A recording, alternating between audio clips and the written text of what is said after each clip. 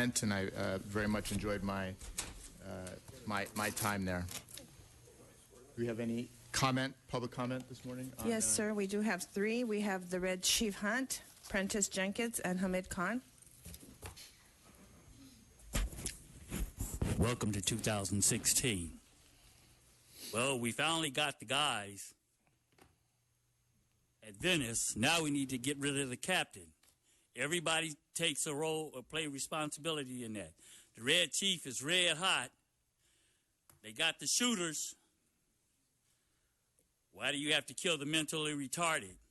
Police commission should do a prompt investigation into that. The Red Chief is red hot about that. Doesn't make any sense for our kids to come up dead and the mentally retarded to come up dead.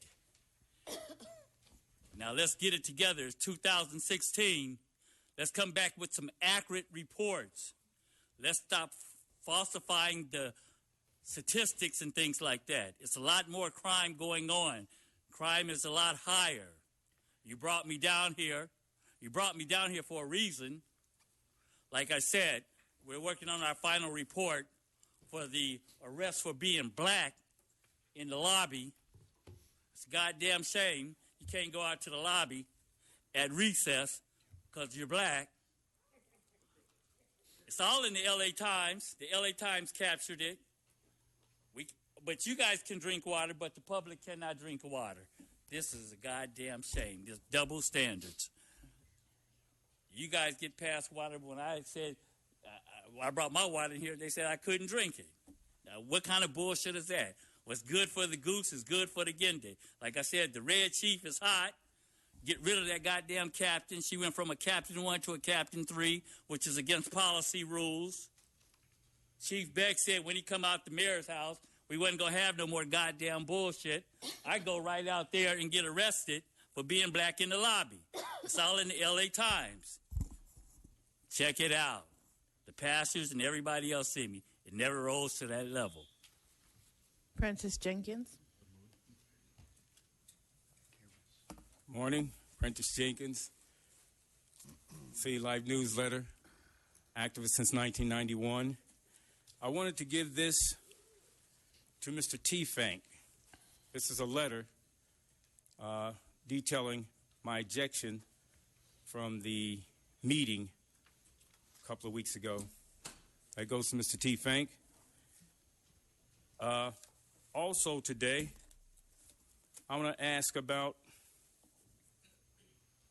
whether you can continue to give your opinion in closed session without getting thrown out of this building. I actually got thrown out of the building, not just out of here, but out of the building. I want to know how you get thrown not just out of here, but out of the building and off the premises too. This is outrageous, folks. I went to the Board of Supervisors, and they have the same type of statement you have here, and it says a government for the people, of the people, and by the people. You folks have to understand, we are the people. You are the government. And this government is supposed to be for the people and by the people and of the people. But you keep throwing the freaking people out. So how can it be a government of the people, for the people, and by the people if you keep throwing the people out? It's not that type of government. It's a government, it's a communist government. That's what you're displaying here when you throw us out of here. Because I'll continue to say, there are meetings like this going on all over the Soviet Union, all over China. The difference is they don't have us in there. They'll put you in jail if you're trying to attend their meetings. So are you saying you enjoy behaving like communist China? Is that what you're saying you enjoy behaving like? Because if it is, it's really sad, folks. Hamid Khan, and we do have one more card after Mr. Khan. We have Wayne. Thank you. Hi, Hamid Khan with the Stop LAPD Spying Coalition. I want to draw your attention to this document that's probably placed in front of you.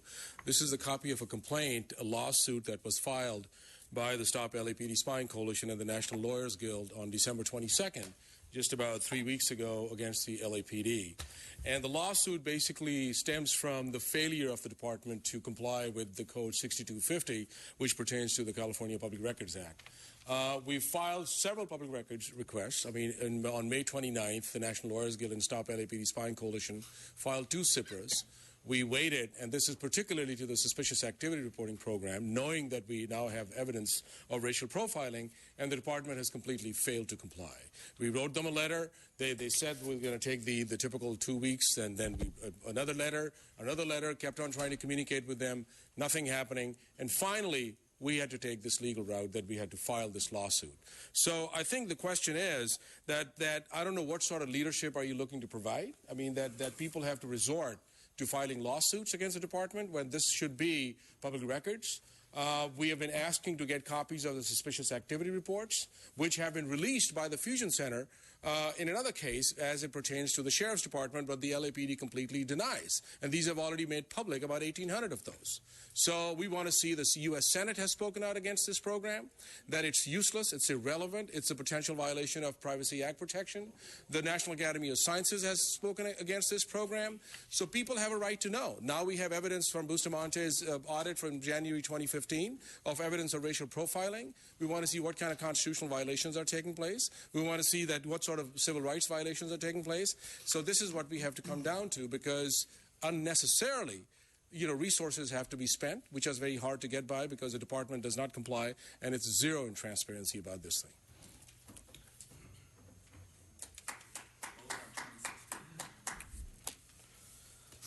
Yes, here we go again. Have to use the back door. Yes, I know. I have to use the back door. I can't come through the front door because we're house Negroes. We got to use the back door to get in the commission. I know.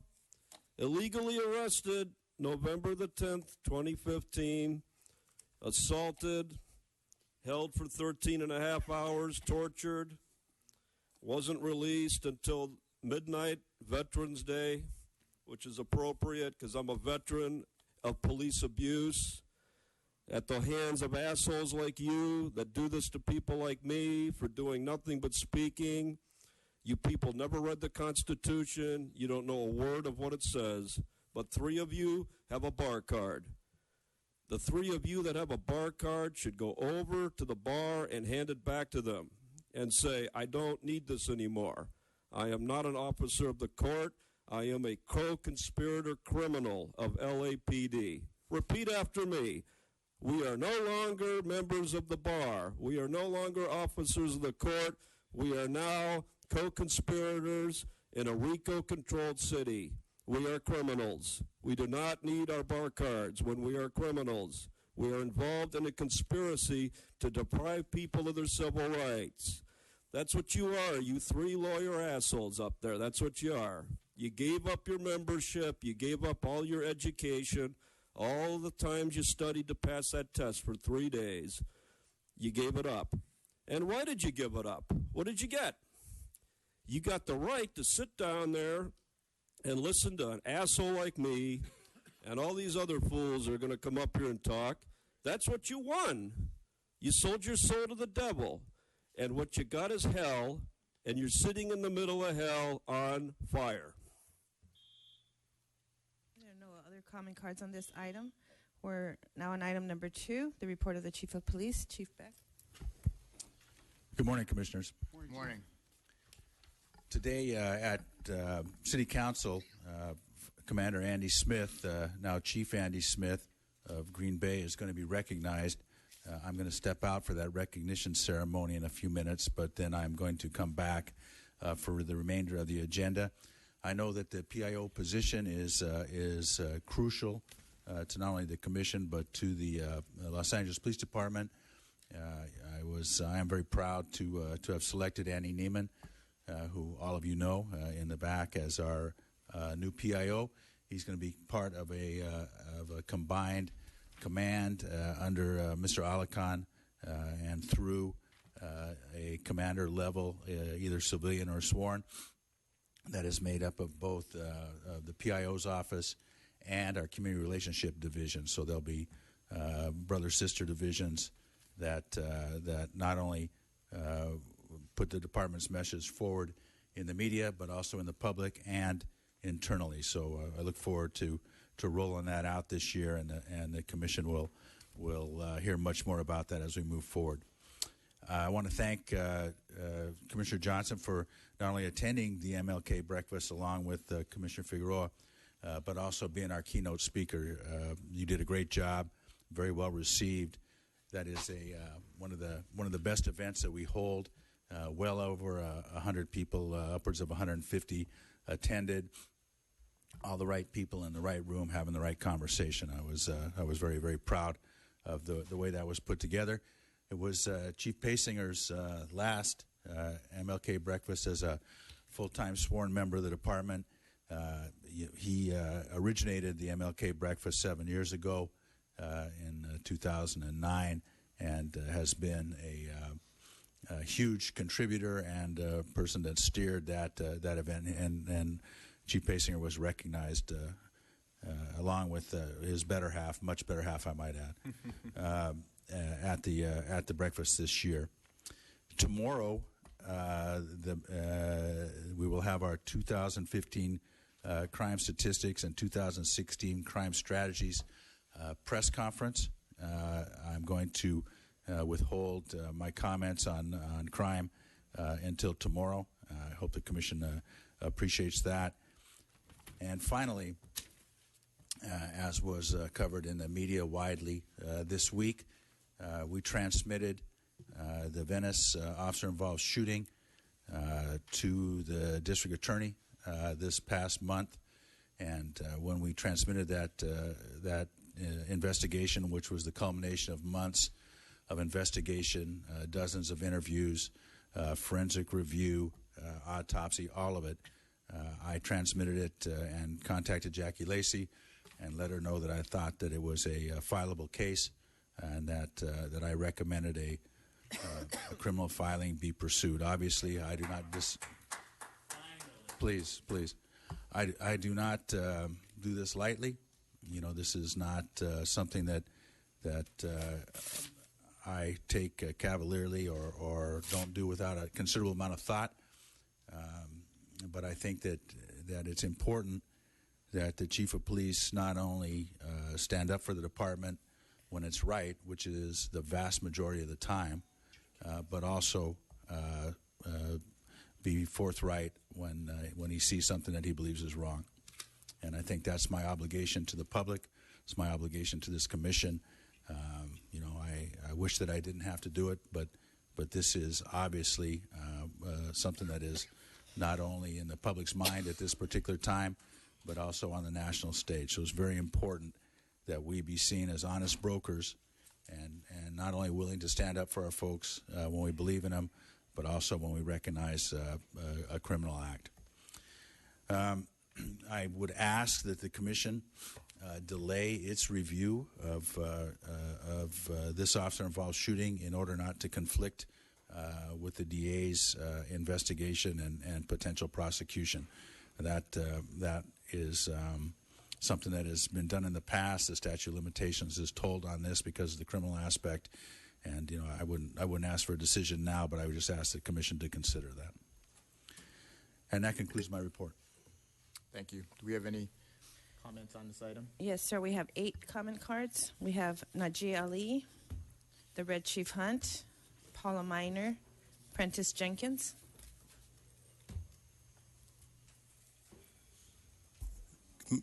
Sorry. Good morning, members of the Police Commission, Chief Beck and staff.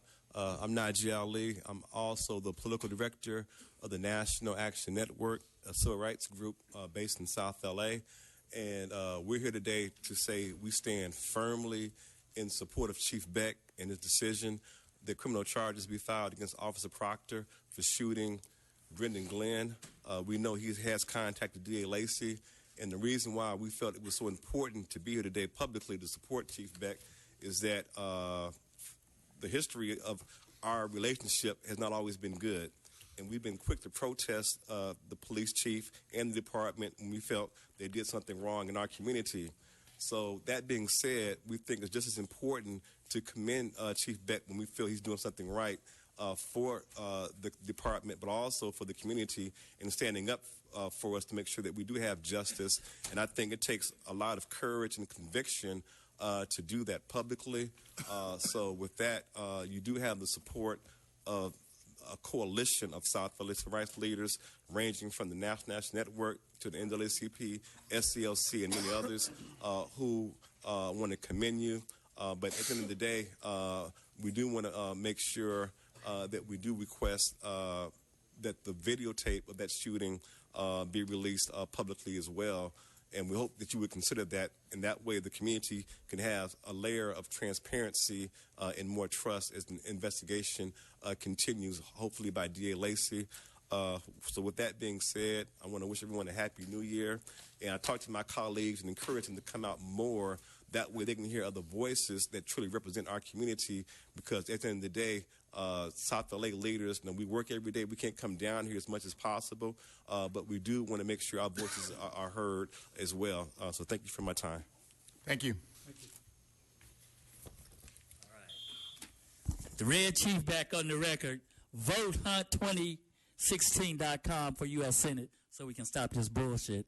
I want to talk about Venice and what goes on in Venice and why it goes on in Venice.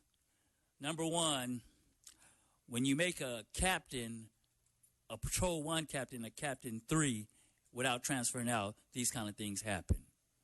There's no excuse for what happened, and the responsibility really relies on the department. You're only good as your training, and the training is not no good out there. When Captain John Peters left out there, the whole ship went to a train wreck.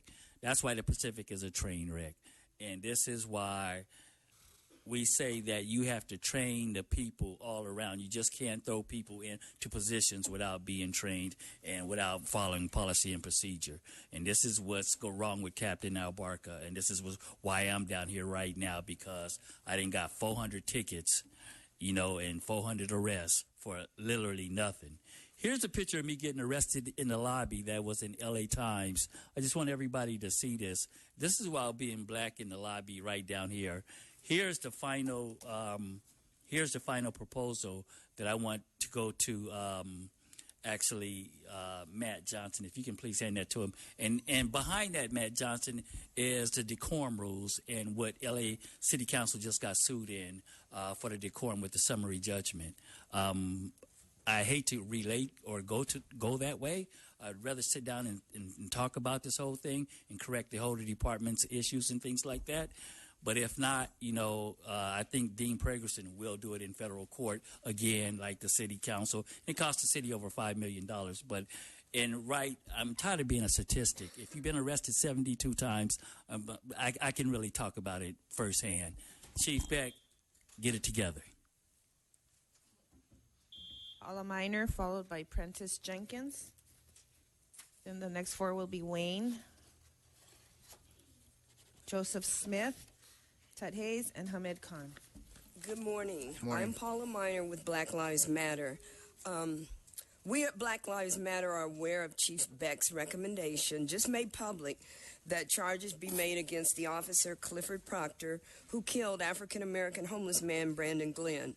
We support holding officers accountable when killing unarmed and minimally threatening individuals. We ask that Chief Beck keep this in mind as he looks at the cases of Brother Africa, Riddell Jones, Norman Guzman, and others who were also killed by LAPD officers. Riddell Jones also shot in the back. We continue to demand accountability. We are aware that this is the first time an officer has been recommended for charges for these types of killings since the year 2000, 15 years ago. We also are aware that this is the first time Chief Beck has ever made recommendations for charges, even though LA has attained the status of having the highest number of officer-involved shootings resulting in death in the nation under his administration. Finally, we wonder if it was easier for Chief Beck to make this call in the Brandon Glenn case because the officer who shot Glenn was also African American. We again call for transparency, accountability in LAPD actions and policies. We also ask this commission to use their city charter given power to demand this as well. We ask the commission to lead LAPD and not to follow. Thank you. Thank you. Prentice Jenkins.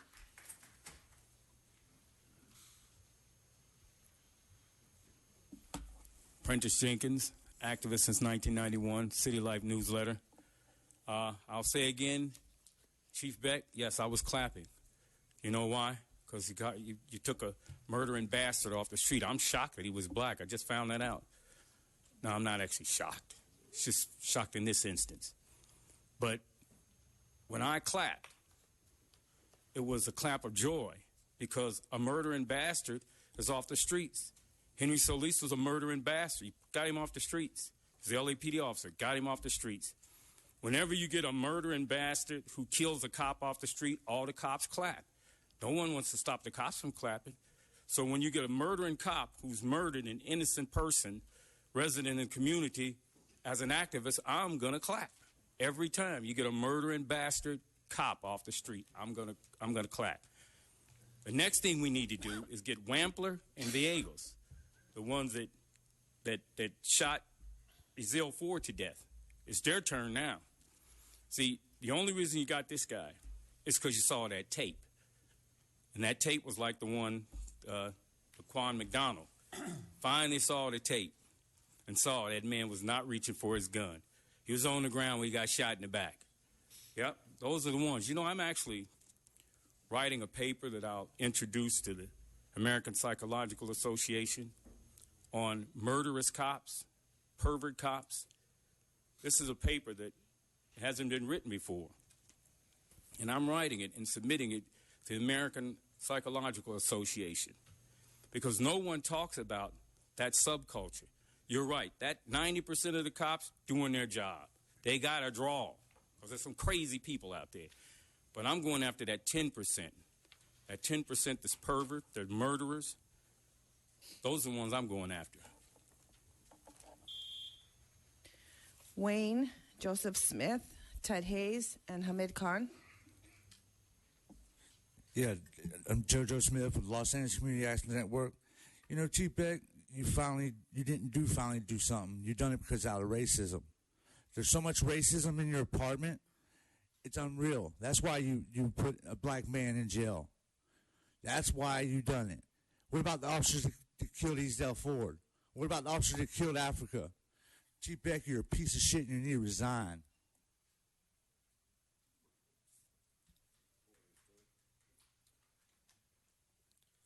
Oh, yes.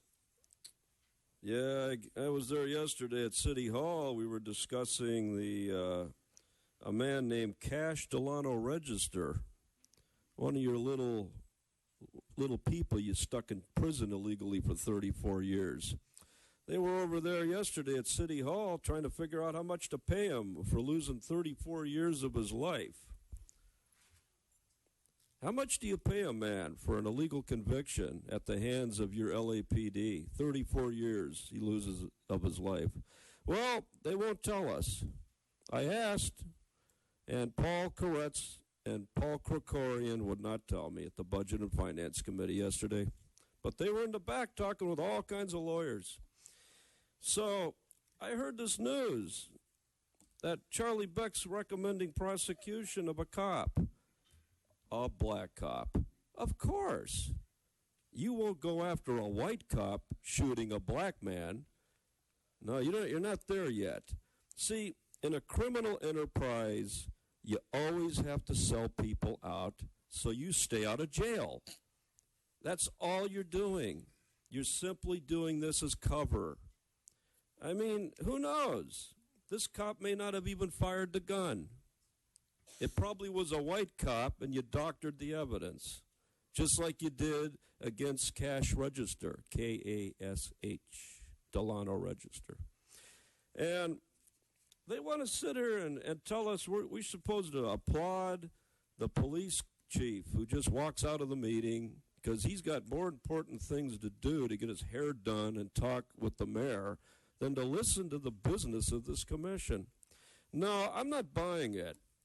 I think the shooters of Azell Ford and Rodell Jones, when they face charges, then I'll start to pay attention.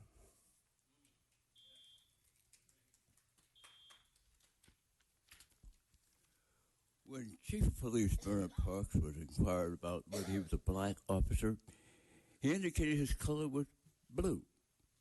And I believe that's the color of most black officers, blue. Now, you might recall the Eula Love case where she had a problem with her gas being turned off and she hit the gas serviceman with a shovel. And, of course, the police were called. And Eula Love had a knife and she was standing on her porch and two officers shot her. The black community was upset about that and enraged up until they found out that one of the officers involved in shooting Eula Love was black. Pigmentation shouldn't count in many instances, and this is one of the instances where it should not count. Now, I commend Najee Ali for going after Jackie Lacey. Jackie Lacey has always been the central figure in this police shooting situation. At one time, the DA's office also rolled out on police-involved shooting. That stopped. Will Jackie Lacey be encouraged to reinstitute her investigation parallel together with the police investigation? I think that's what's needed. Because, believe it or not, lawyers and prosecutors do not have the same kind of information or insight that police officers have in their training. They know more about what might stand up, because Lacey contended that she would not pursue certain crimes because the case was not significant enough, not enough evidence. And that might be true. It might be her way of evading her responsibility to take a high profile on these shootings. So let's not start talking about black cops, white cops, because their color is definitely blue.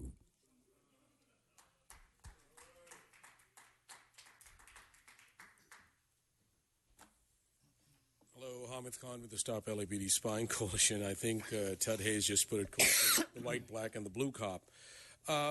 You know, it's interesting. Last year in 2015, 1,138 people were murdered by cops around the United States. L.A. has the highest number of 20 or 21. We don't know that yet. It's still unconfirmed. So when you do the math, 1138 comes to every 7 hours and 48 minutes. Somebody was being killed in the United States over a period of 12 months. I mean, it's interesting that Beck takes a decision, and all of a sudden we're in this culture of love fest. Everybody's trying to give kudos. Everybody's saying that, you know, Beck is showing courage. Some people are calling it political. Some people are saying throwing under the bus. Some people are clapping.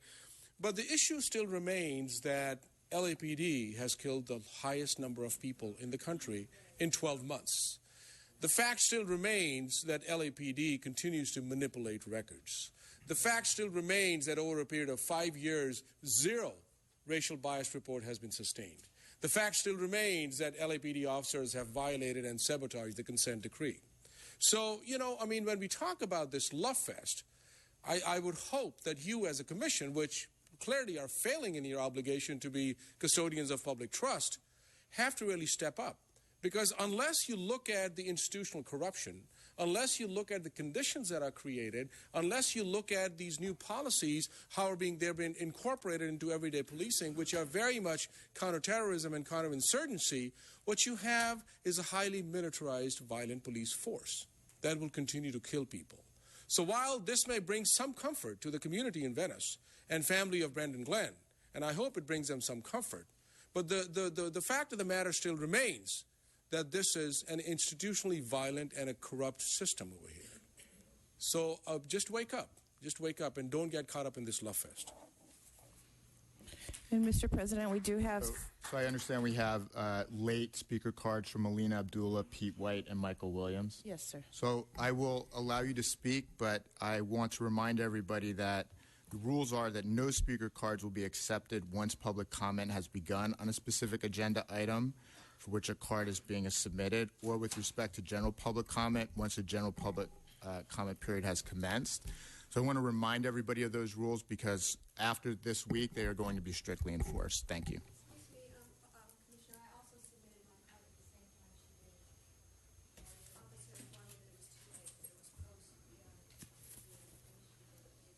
we will add you as well. Okay. We'll begin with Melina Abdullah, followed by Pete White, Michael Williams, and Yvonne Michelle Autry.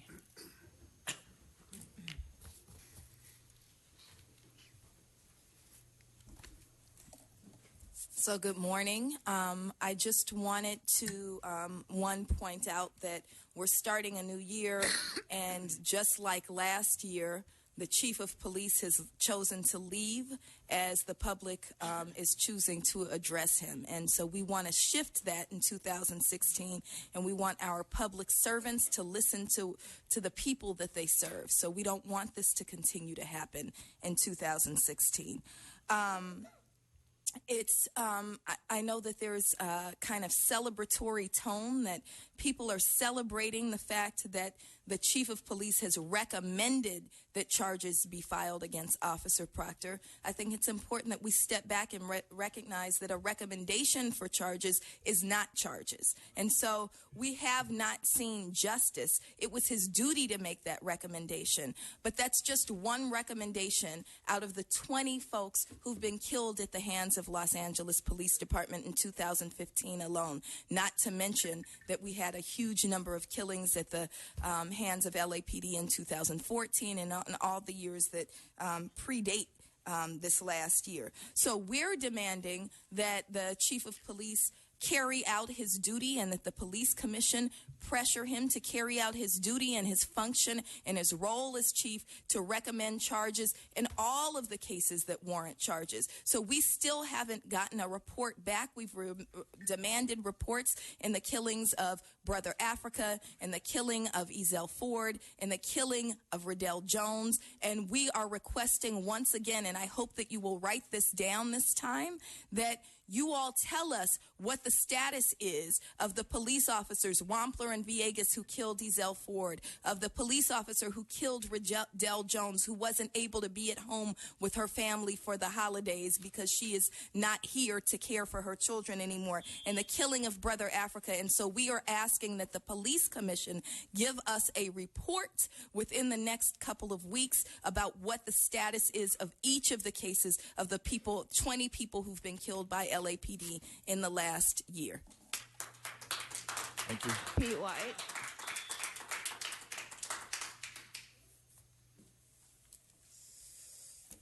Good morning.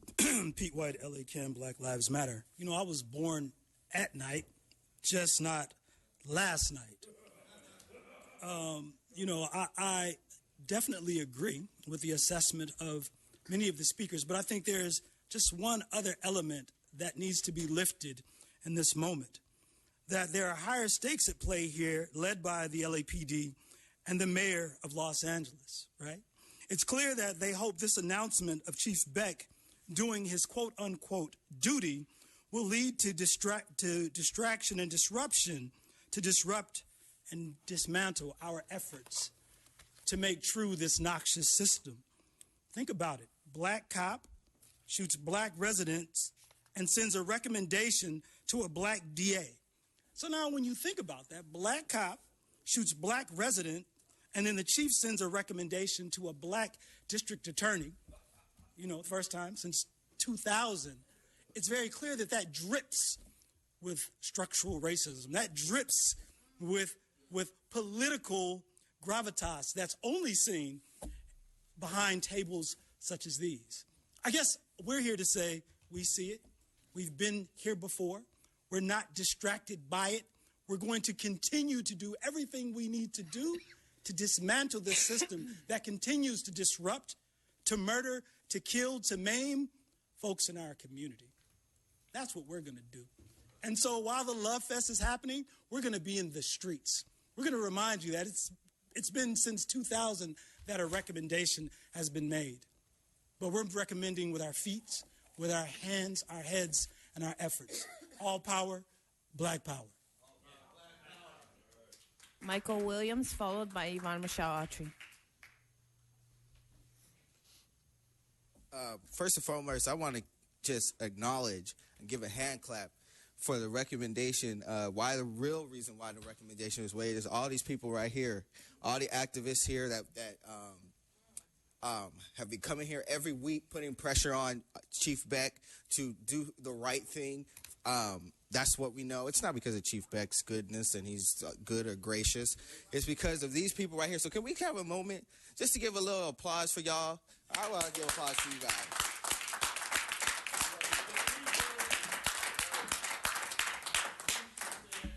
All right, we got that done. This is, to me, when I read the story, at first I was kind of like, I was surprised. I was like, okay, Chief Beck actually made a recommendation to file charges against one of his boys. I was like, wow, okay. But then I realized, there was a tape. There was a videotape. And probably if this was back in, I don't know, September, August, somewhere around there, this videotape would have made a difference with whether or not Chief Beck chose to file a recommendation.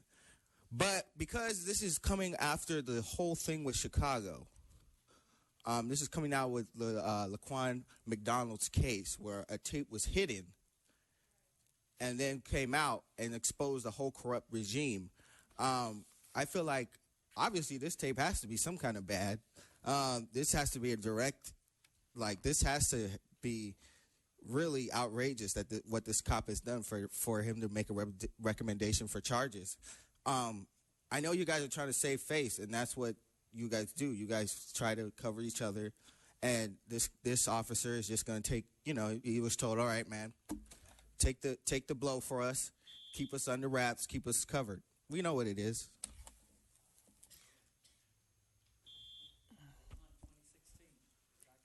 All right, Michael. Good morning and happy 2016. And with justice and liberty for all, we're still at 2016 trying to actually realize this in this nation that has that preserved through our Constitution. And I think in an altruistic America, ideally, that the officers should be prosecuted. However, some of us see more clearly because of our experience with not just the LAPD, but the American government. And what I believe is this is an issue or an act of scapegoating, and you had to make a sacrifice. That is just what I feel. And it was a black officer. That makes it all the more obvious, I think, as Pete White has, and also Hamid have exposed. And in an effort to undermine our complaints or to satiate or placate the people, where there is no placation, we're not satisfied with that. And as Tut said, they're all bleeding blue. So what about the other officers in the other cases? You have to scapegoat a black police officer in murdering another black man. And I guess that's to cover up the fact that I used to think that it was a few individual rogue police officers, but what I believe now is that, just like Wayne says, this is a neo-Nazi regime. I know that the neo-Nazis came here seeking asylum after the war, and many of them became civil servants. So the order is coming from above, much like the Tuskegee murders came from above. Those were not a few isolated,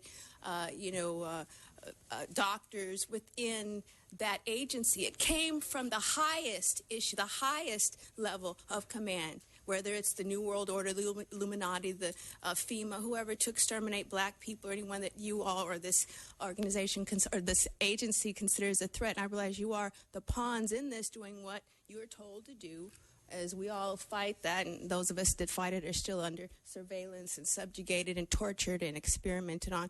But that is the problem. This order is coming from the higher-ups, and we're still going to expose that and stop it. So I think you should prosecute the police officers, white police officers. Thank you for your comments. And we have no other comment cards on this item. We're now on item number 3, consent agenda item. So I know we have a number of comments on the consent items, but I believe we have no comments on items 3C, I, J, N, O, P, Q, R, and S. Correct, sir. Do I have a second? Second. All in favor? Aye. The matter moves. Okay, well, the comment card, the first comment card is Michael Williams, and that's for 3A, which is how many cards on 3A? 1. Michael Williams. He's walking to the mic. Okay.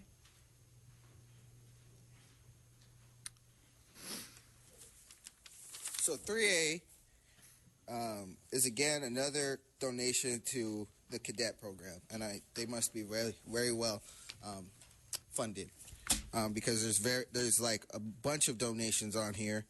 There's about maybe 2 or 3 pages worth of just donations to the police cadet program or some kind of police agency on here. You know, I just want to point out that while these are all in the public agenda, right? Closed session item is public employee discipline, dismissal, release, public employee performance evaluation, law enforcement related injuries, and officer involved shootings. That's the stuff you don't talk about in public, and that seems very stupid to me because this is the stuff we actually care about. This is the stuff we don't. You know, I'm not saying nobody should be donated to the cadets. I don't know what the cadet program is. I haven't looked up on it. But I just think that it's very dumb that we have a bunch of agenda items about donations that are not being donated to the community, that are not being donated to any kind of public assistance or anything like that.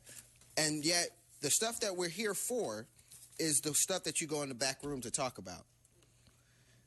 I just think it's dumb. So the cadet program is a community program. It's open up to all members of the community.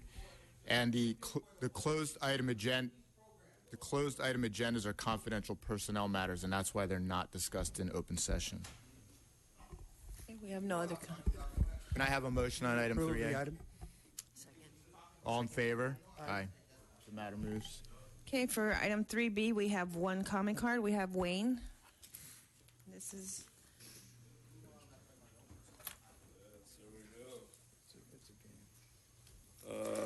How nice. A department getting donations.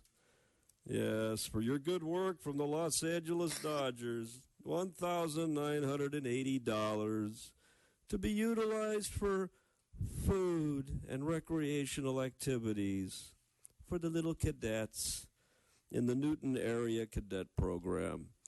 And while you're feeding them, you're going to be feeding them all of your little lies, like we wear the badge, we uphold the law. You're going to spend your career as a peace officer. Yes, but you see, the reality is that at the City Hall this morning, LAPD, 32 out of every 100 employees files for disability and injury claims. Isn't that something? Yeah, such a dangerous place to work, LAPD. Are you telling the little kids that while they're going over and going, I want another burrito? And then they'll go, would you like to be a cop? I want to be a good cop. Well, Steve Soboroff will show you the way. Yes, like in Star Wars, Darth Sidious taught Darth Vader how to be himself. Steve Soboroff will take care of the children. Steve Soboroff will mold the little cadets and show them the way to the dark side of life. Yes, the dark side of Steve Soboroff will be revealed while they get fed by the Dodgers, their little heroes. Yes, using the Dodgers as a tool of recruitment for yet tomorrow's future killers in the field. Vote no. Do I have a motion on item 3B? Move approval of the item. Do I have a second? All in favor? okay. We have 2 cards on item number 3D. We had, 3 cards. The Red Chief, Wayne, and Prentice Jenkins.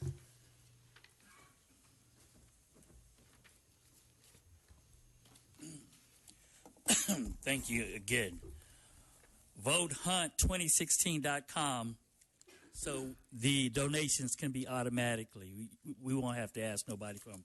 As U.S. Senate, I'll just go ahead and provide the money for the cadets, the justice for child abuse and things like that. I think that when you vote yes for or votehunt2016.com, the money will automatically come for U.S. Senate for Michael Hunt.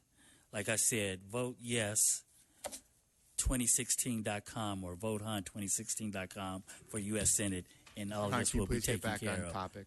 Thank you. We have Wayne.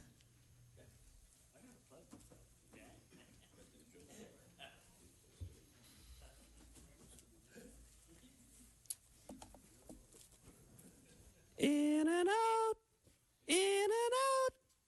That's where we bring the kids to learn how to shoot minorities. Yes, we brought them in and out at $8 a meal. That must have been 247 meals. You must have had a lot of hungry juveniles over there at In-N-Out Burgers. Yes, the little kids. The 5th annual Voice.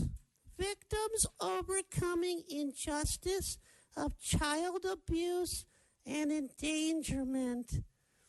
The kids for the holiday party hosted by the juvenile division from In-N-Out Burger. That's what police abuse is all about. Yes, In-N-Out Burgers. They want to improve their reputation with Wayne from Encino, a victim of police abuse. So when I drive up over there to get my In-N-Out Burger, I will order a double-double with fries and an extra large Coke and a settlement for my police abuse and my 13 and a half hours of torture by Mr. Steve Soboroff. So that's where I'm going to go to get my settlement, not to you assholes. I just simply need to go to any In-N-Out Burger and order my food and my $900,000 settlement. And when I go to the window, I'll give them my $825, and they'll give me change for $900,000. And I just thank you, Commissioner Johnson, and I thank you, Commissioner Salzberg, and the wealthy Hebrew that just returned. Thank you for telling me where to get my settlement. Thank you, In-N-Out Burgers. Move to approve this item. That is a hard act to follow. That's hilarious. Thank you, Wayne. Prentice Jenkins, City Life newsletter, activist since 1991. This is relative to the in-kind donation of food valued at $1,977. This donation is being provided for the 5th annual Voice Victims Overcoming Injustice of Child Abuse and Endangerment Holiday Party, hosted by the Juvenile Division from In-N-Out Burger for the benefit of Juvenile Division as set forth.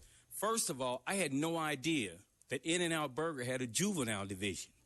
That's shocking. And what does the juvenile division do at In-N-Out Burger? Has anyone asked that question? What do they do? And, you know, I've had In-N-Out Burger. I've been a vegetarian since 1995. But when I got here, I kept hearing about In-N-Out Burger, and I finally got there to try it, how great it was. I was not impressed. It's just another burger. I mean, that's just L.A. It's just all hype. All of it's hype. I was truly disappointed in In-N-Out Burger. I mean, I thought Wendy's Burger was better. That's a plug for Wendy's. See if I can get some cash on that. So you're going to take these kids to In-N-Out Burger, which, you know, victims overcoming injustice of child abuse and endangerment, they really need support. But holiday parties, folks, the holidays are over. I'm sure. I mean, I don't really celebrate the holidays, but I'm positive Christmas and New Year's have passed because it's 2016. So why are we still having holiday parties? Why are you calling it a holiday party? Just call it an In-N-Out Burger party.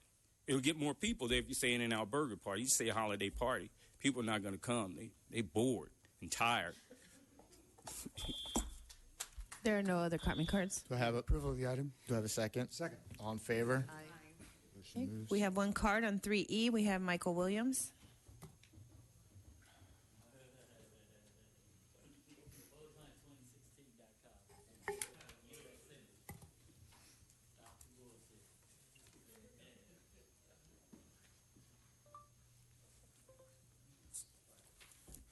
So again, I want to point out the stupidity of having all these donations on this sheet.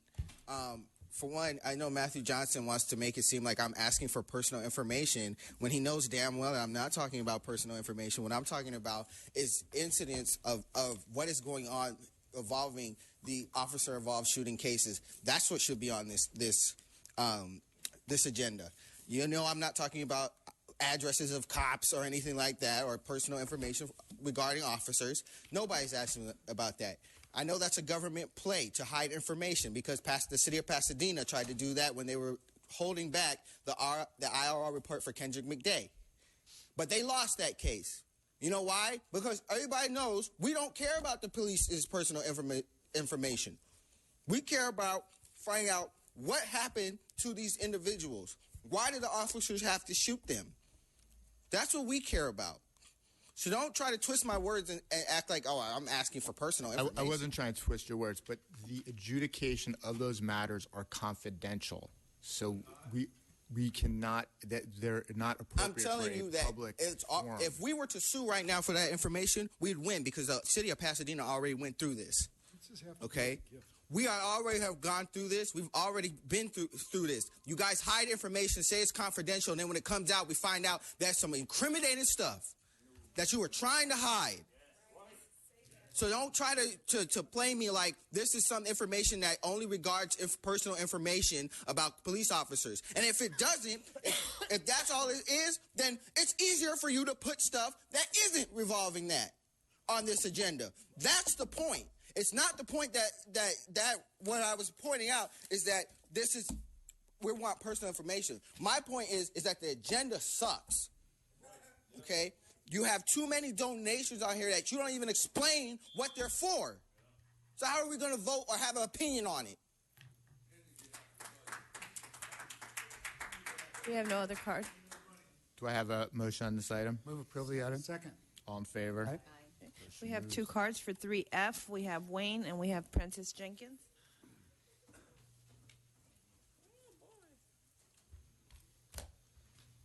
This is very, very disturbing to me. I woke up this morning, a $5 Starbucks gift card. What the hell can you buy at Starbucks for $5 on that menu?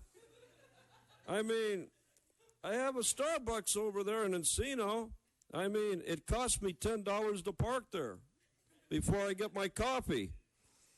A lousy $55 Starbucks gift cards from the Church of Rocky Peak. The church at Rocky Peak has never been to a Starbucks. The church at Rocky Peak has never ordered a double latte. I cannot believe these people. What the hell can you buy for $5 at Starbucks besides a bottle of water, which is actually with tax a little over $5 in Encino? These poor little people starving with their $5 Starbucks gift cards. Now they got to go out in the street and they got to pimp these $5 gift cards to make them 2 for $10. And then they got to go back in. So it takes 2 $5 gift cards to buy one latte. So why the hell are they giving out 50 of these $5 worthless Starbucks gift cards valued at $250? Their value is worthless. You can't buy anything worth the fuck over there for more than fucking $10. I just don't understand. Devonshire. I mean, you know, that's the valley over there. That's over there by that, by Northridge and all of those big white homes over there. I mean, you know, nobody spends less than $15 over there. It's absolutely obnoxious. You could not approve this item. I want to see the Inspector General fully audit this item, because I don't believe anybody can go in there and buy anything for $5. I'm offended.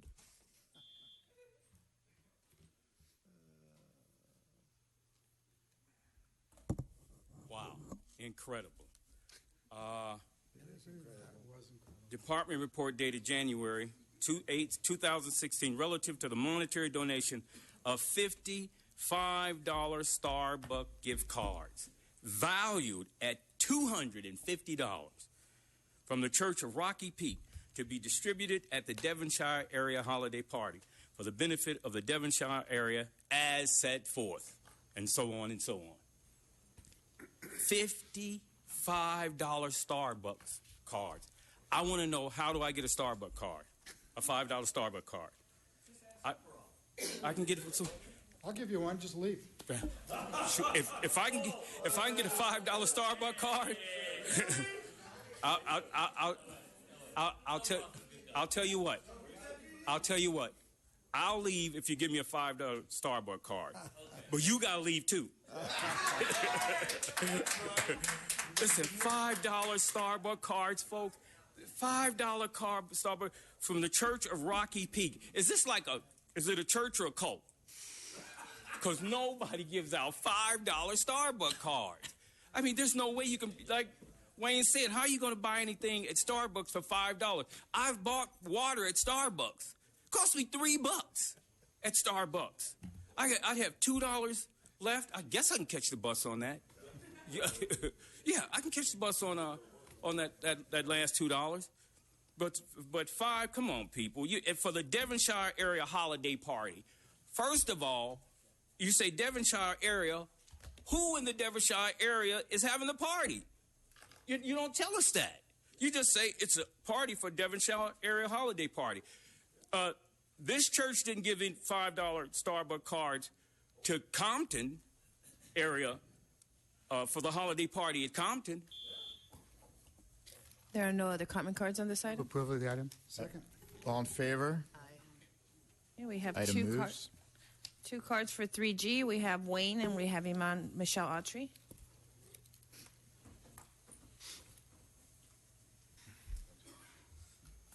Here's our little friends from the Los Angeles Police Foundation. $3,000.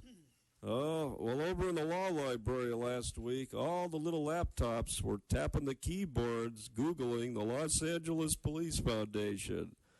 Who is this mysterious organization? The Los Angeles Police Foundation. What do they do? Who are they? Well, we don't really know who they are. All as we know is they've got a list of officers and people in that department, and they're real wealthy. Bankers, accountants, lawyers, CPAs, CEOs, COOs, the most powerful financial people in all of the United States are leading the Los Angeles Police Foundation. Why? On their website, it says they are the largest donator to the LAPD. Well, I'll translate that from bullshit into English. They are a conduit to buy the Los Angeles Police Department and the control of the department. Yes, for only $4 or $7 million a year, you can buy your very own LAPD. And for a few $100,000 more, you can buy your own puppet police chief, Charles Beck. Yes, you can buy Charles. I would just forget Charles. I just take the department. And then Steve Soboroff's name, boy, I Googled the shit out of that website. I couldn't find a name of Soboroff anywhere as a donor, as an officer, as a former officer. Good job, Steve.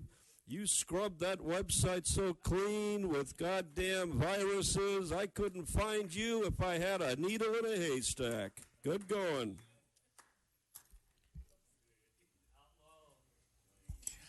Well, I'd just like to speak relative to the importance of training these prospective police officers, or training all of your police officers in sensitivity training, not only dealing with, of course, mentally ill and women. Hold on. Don't stop. Wait until they pay attention. Y'all read. They are, but, I'm not going to waste my 2 minutes. But, thank you. I appreciate that. Thank you. So, again, so that you're instructing them on the reality of the profiling that occurs, I also would like to draw attention to the profiling of women and the ritualization of women and these women that have been abused and have been used in the ritual and have been murdered and are written off as prostitutes, as being crackheads and being crazy. I know, because if it wasn't for the grace of God, there go I. And that is simply status quo in America when you're a black woman or a woman of color or a woman who is economically challenged. So again, you need to, on the real, continue to instruct your prospective cadets with this sensitivity training and use that money so that they're not being encouraged to incriminate and demonize us, to justify falsely filed SARs and hidden dossiers, which we will never know the content of, to justify surveillance, illegal entries of my room, sabotage of my computers, hacking in my personal files, shots, sprays, incriminations of terrorists simply because I continue to live and I'm still walking upright. I'm not in a wheelchair, and you haven't, been able to harvest my organs to send to Israel. We're not to be sprayed, shocked, given shots, inward, in and out passwords. We're not to be used as all. We are a part of this democracy, and we'll continue to expose these rituals until they stop. Use your money to train and to sensitivity training with these officers instead of covering this up in your fraternities. And we have no other cards on 3G. We have a motion. So moved. Second. Second. All in favor? We're Item now moves. 3H. We have two cards. We have Wayne and Ted Hayes.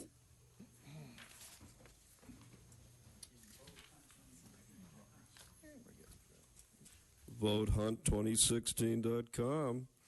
750 magnets from the Valley Traffic Advisory Council. Yes, everybody out there, that's the next one we have to Google. Who is the Valley Traffic Advisory Council? And why? What are these magnets? $444 for 750 magnets? I mean, I can buy them on eBay for half of that shit. I mean, with shipping. I can get shipping included. 750 magnets. What do these magnets look like? Where are they made? Are they American made, or are they made by slaves over there in China? They're probably made by slave labor overseas in a corporation owned by another corporation owned by Steve Soboroff. And they were probably written off as a tax deduction by Steve Soboroff for labor at 18 cents an hour in China. So how do these 750 magnets, what are we going to do with these magnets? Are we going to put them on the freeway and put little transponders on them so we can find out where everybody at this meeting is going? Is that what we're going to do? Magnets are used for that. Why are we using magnets for traffic division activities? What are these magnets? Who ordered these magnets? Yes, very mysterious. And I'll have to hold my rest of my time because I'm going to have to go back and think about this. Magnets, attraction, opposites attract. Could it be some sort of mind game? I don't know. How about it, Steve? Are you playing with magnets, Steve?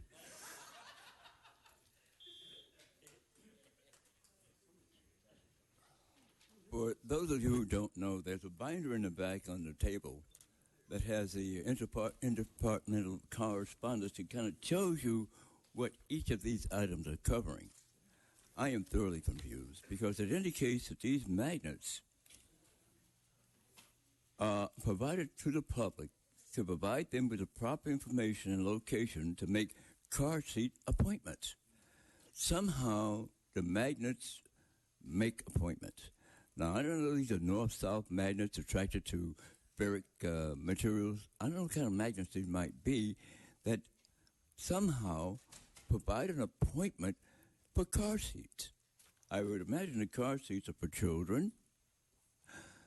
I'm thoroughly confused. I wish, seriously, that someone would explain to me how these matters are related to making an appointment for the purpose of a car seat for a child, I imagine. I'm really confused. And I've got the sheet out here. It doesn't explain how it happens. These matters are associated with an appointment of some kind for a child's car seat. I'll be waiting for someone to approach me and explain this. Thank you. Do I have a Have motion on another- this item? Move approval of the item. Do I have a second? All in favor? Aye. Motion moves. Okay, we have one card for K. We have Wayne. 3K.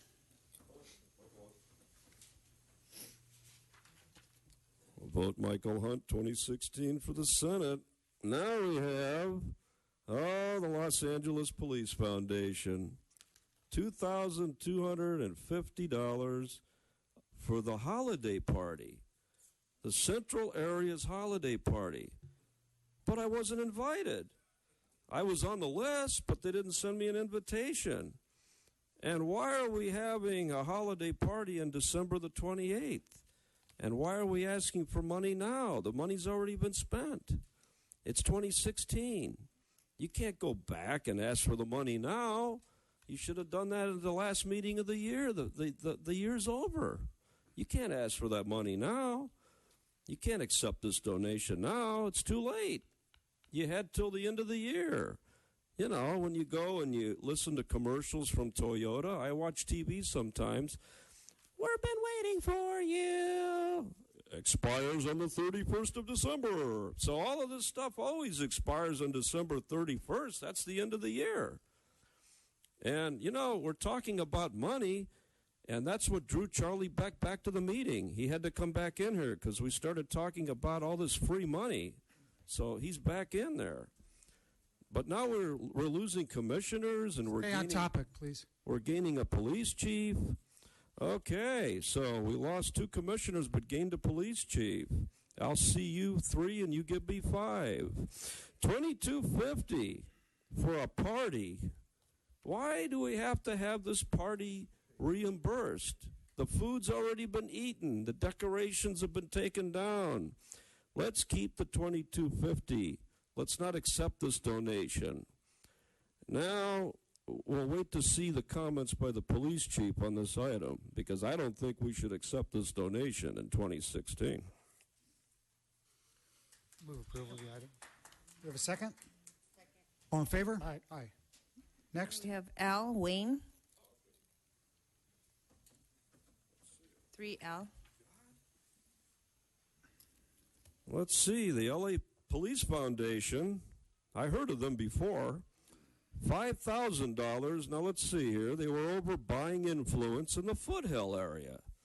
So yeah, I guess that's what you have to do. You got to spread what Daddy used to call the 3 B's: booze, bitches, and booty. The Foothill area got the 3 B's on December the 28th. Now you could have combined the Central Area Party with the Foothill Area Party, and you could have held it at Universal City. They had some specials up there. You could park for all day for $5. So $5,000? What was spent? What was this done? And why is this an in-kind donation of venue? What is an in-kind donation? Either you donate or you don't donate. So if it's not kind, is it an evil donation? Maybe they have evil donations and in-kind donations. Some are good and bad. So the Foothill area, who are we benefiting in the Foothill area? Doesn't say police. It doesn't say cadets. No, I think this one, they just said the Foothill area. So that means voters and potential campaign donors. So are we using a 501c3 corporation to funnel $5,000 for the benefit of campaign donors and buying influence? Or are we using this for a legitimate police purpose? Because in your agenda, you label it Foothill area, and that could mean anything. That you could have had a conference of pimping over there at the Foothill area. You could have had the conference of drug lords. That could be in the Foothill area. So you have to be careful because you have to relate it to a valid police function. So make sure you put the words cadets in there, and that'll save you. Motion for approval. Move we approve the item. Second. All in favor? Aye. Aye. Next. Okay, 3M, we have Wayne.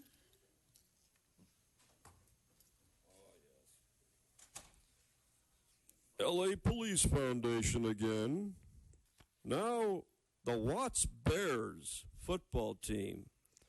Let's see here. The Watts Bears football team played in Sherman Oaks. So now we're busing the Bears from Watts to play in Sherman Oaks? That's terrific. I like that. I think that's great. So now the little kids in Watts now can play with the Reach white people over in Sherman Oaks and experience this cultural heritage for only $385. And yes, there it is, bus transportation. How can you rent a bus for only $385? I mean, you know, I can't rent a bus for $385 all the way from Watts to Sherman Oaks. I mean, you got to have $4 million of liability insurance to do that. You got to have bulletproof windows and seat belts to get them out of Watts. Then you're okay in Sherman Oaks. But you got to be careful. They got some of them old Hebrews over there by Ventura. They're a little mean, so you don't want to be over there too long. So from the Watts Bears to Sherman Oaks and back, yes, I am in favor of the Watts Bears playing the whole season over there in Sherman Oaks, and I think that they should be billing all of their busing service for the whole year to this police commission. So please amend item M to reflect that Wayne, on unanimous consent of the commission, hereby funds all busing operations for the Watts Bears for the remainder of 2016 to play in Sherman Oaks. I like it. Thank you. There's no other card. Move approval of the item. Do I have a second? Second. All in favor? We're on 3T. Wayne.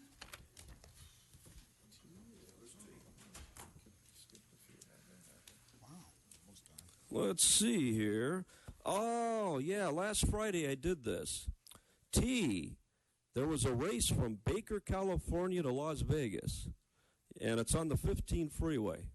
So when I got to Baker on the 15, I increased my speed to over 105 miles per hour in my Mini Cooper and made it all the way to Vegas in about an hour and 10 minutes. So that's what Charlie Beck did. He raced from Baker to Vegas, and he values it at $8,000. Isn't that nice? Yes, that's what we should be doing, is taking police officers and engaging in dangerous activities like high-speed races from Baker to Vegas and back. But, as we note, 32% of all claims per 100 employees are LAPD-based. So that's what's going on. So not only do these cops get injured on the job, now they got to engage in these ultra-hazardous additional activities, like these races on the 15 freeway to Vegas and back, for $8,000? So what type of cars were rented out? Because obviously you got to rent out some kind of car that's fast, maybe a Bentley. So I think that you might have got ripped off on this one. I think $8,000 is too much. I think you should cut that in half. Gas over there is real cheap in Las Vegas, $2.59 for super unleaded. You can buy a lot of gas in Las Vegas for $8,000 right now, I'll tell you. So I think you overdid this one. Vote no on it and have the Inspector General audit T, because I think it's overly excessive in cost. Do I have a motion on this item? Move approval of the item. Do I have a second? All in favor? Okay, we're now on 3U. And Wayne?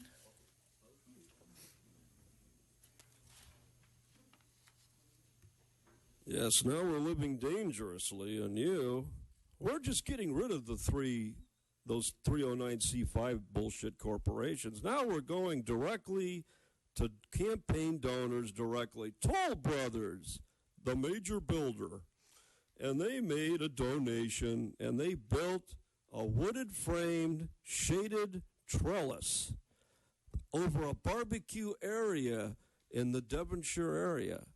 But where was it?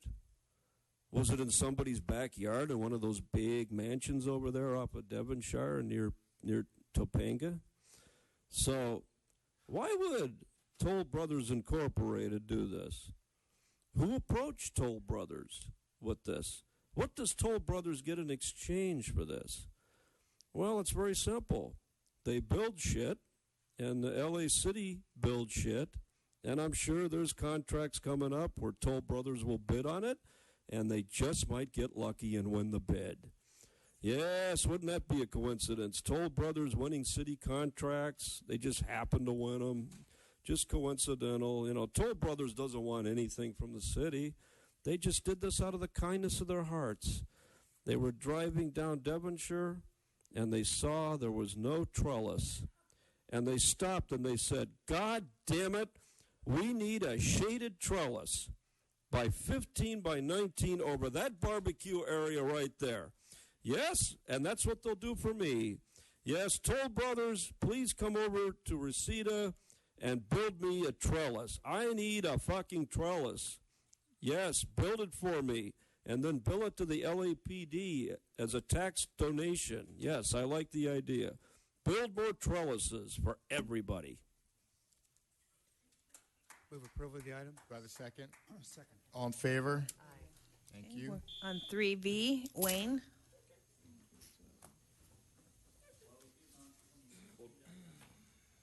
VoteHunt2016.com. So, let's see here. Now, see, they get more obscure as you get down the alphabet, and thank God, because I don't know what comes after V in the alphabet, but boy, we've used all the letters. So, we have the supporters of law enforcement in Devonshire. Who the hell is that? The supporters of law enforcement in Devonshire. Is that a 309c5? Is that an LLC? Is it a quasi-criminal organization? Who are these supporters of law enforcement in Devonshire? And what do they want from the LAPD?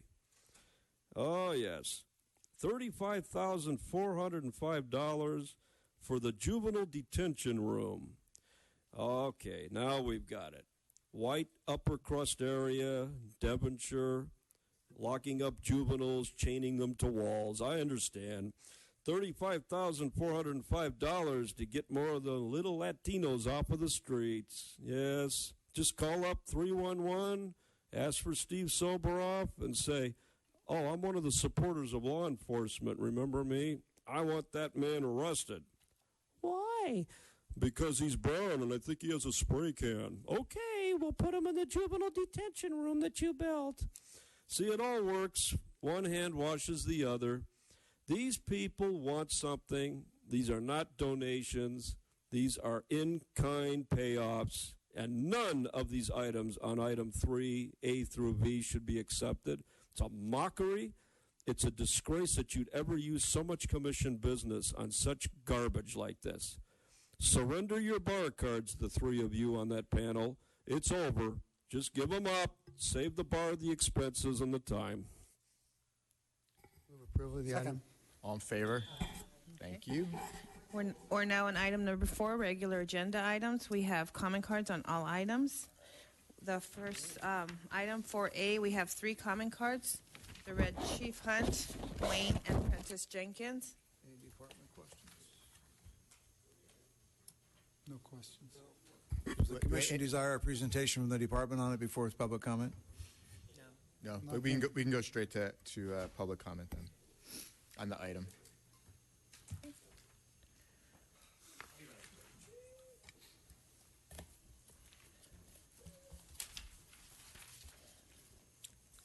All right.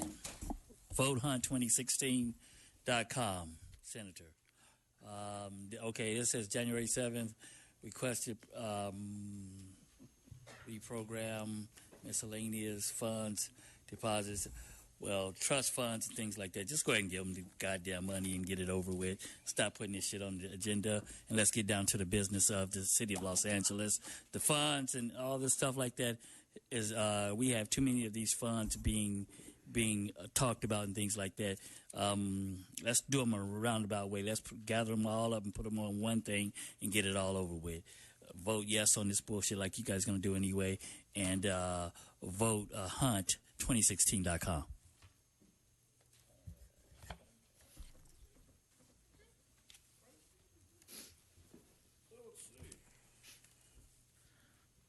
Oh, we're on the regular agenda. we're reprogramming miscellaneous funds on deposit in the Los Angeles Police Department Trust Fund for upgrades to a storage room. So how much is a storage room going to cost? All you got to do is type in the amount of money, but you leave it a mystery. Maybe we should guess how much it should be. We don't know. So how many miscellaneous funds are on deposit with the Los Angeles Police Department Trust Fund? And what are you going to do with the rest of it? Well, you see, that's money. And, of course, you're going to approve it 5-0. You're going to approve the department's report and transmit it to the mayor. Yeah, the mayor's going to sit down all night and read that carefully before he signs it. I'm sure of that, because he's such an attentive mayor. So a storage room. What are we going to put in the storage room? All that ammunition you've been seizing from all those houses? That'd be a good one.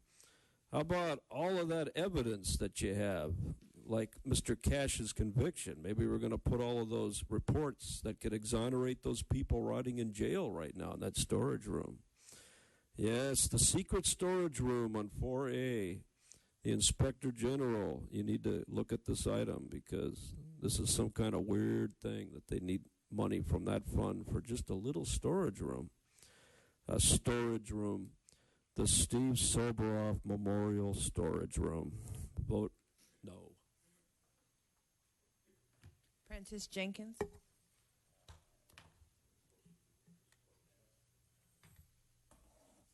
Prentice Jenkins, activist since 1991, City Life newsletter. Storage room. Relative to the request to reprogram miscellaneous funds on deposit in the Los Angeles Police Department Trust Fund for upgrades to a storage room, I thought you could only reprogram a computer. How do you reprogram funds? Miscellaneous funds. Now, and you call them miscellaneous funds, which means we don't really know what to do with this money. So we're going to do what we want to do with this money. That's what miscellaneous is.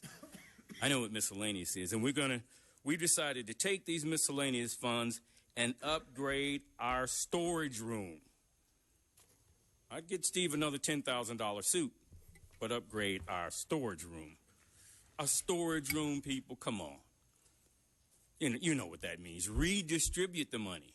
Where's the money going? God knows where it's going. I mean, that's part of that secret stuff you guys talk about, the young man was talking about. You talk about in the back room that you don't let us know about.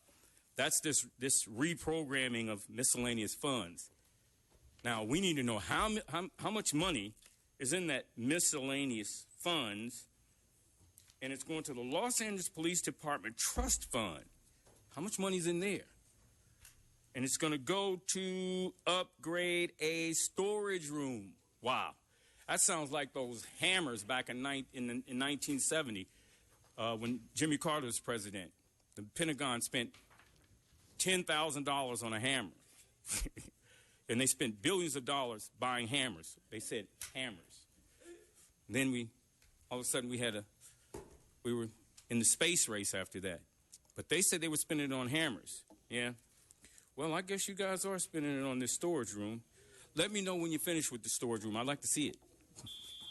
Any further comments on this item? No, sir. Move approval of the item. Do I have a second? All in favor? Okay, on 4B, we have one card. Would any of my fellow commissioners like a presentation on this item? No, thank you. We can move right to public comment on this item then. I apologize. There are two cards. We have Wayne and we have Prentice Jenkins.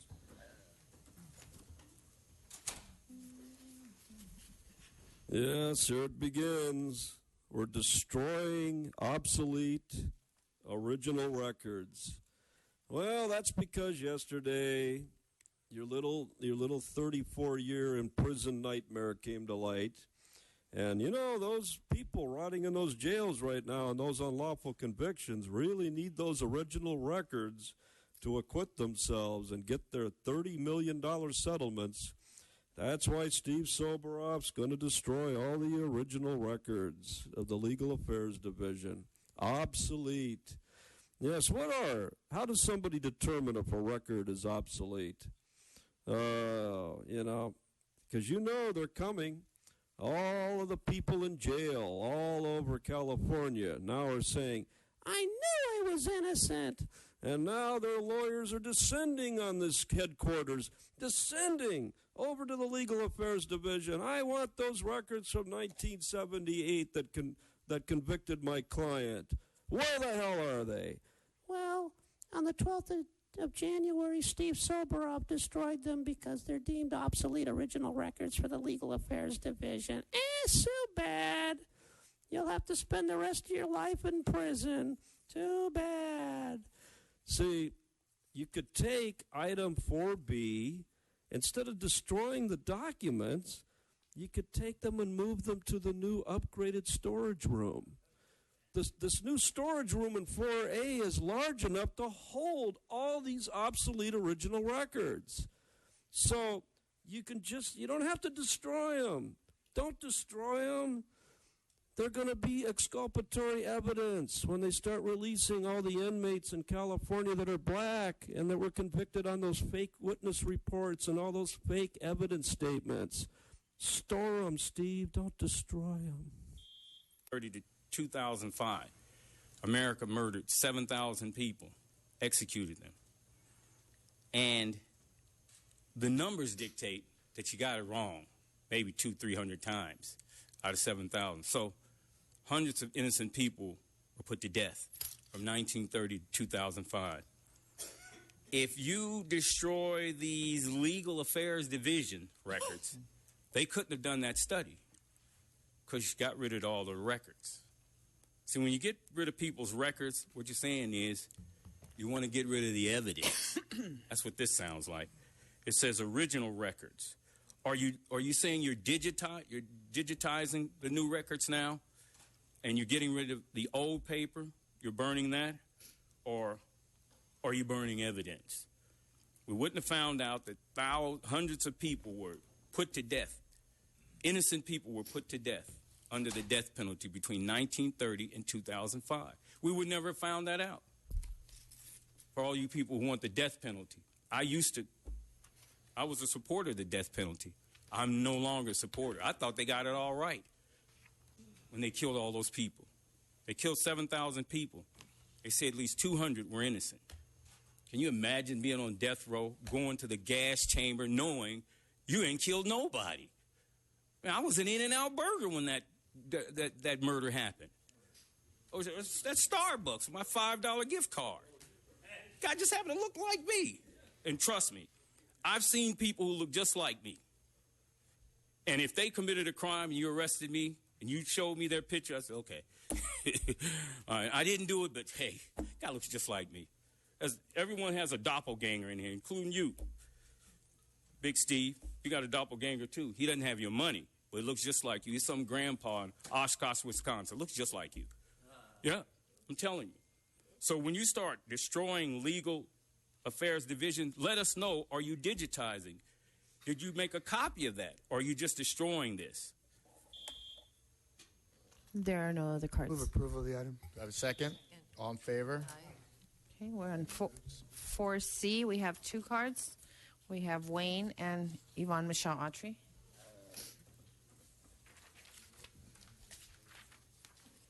So the cover-up continues.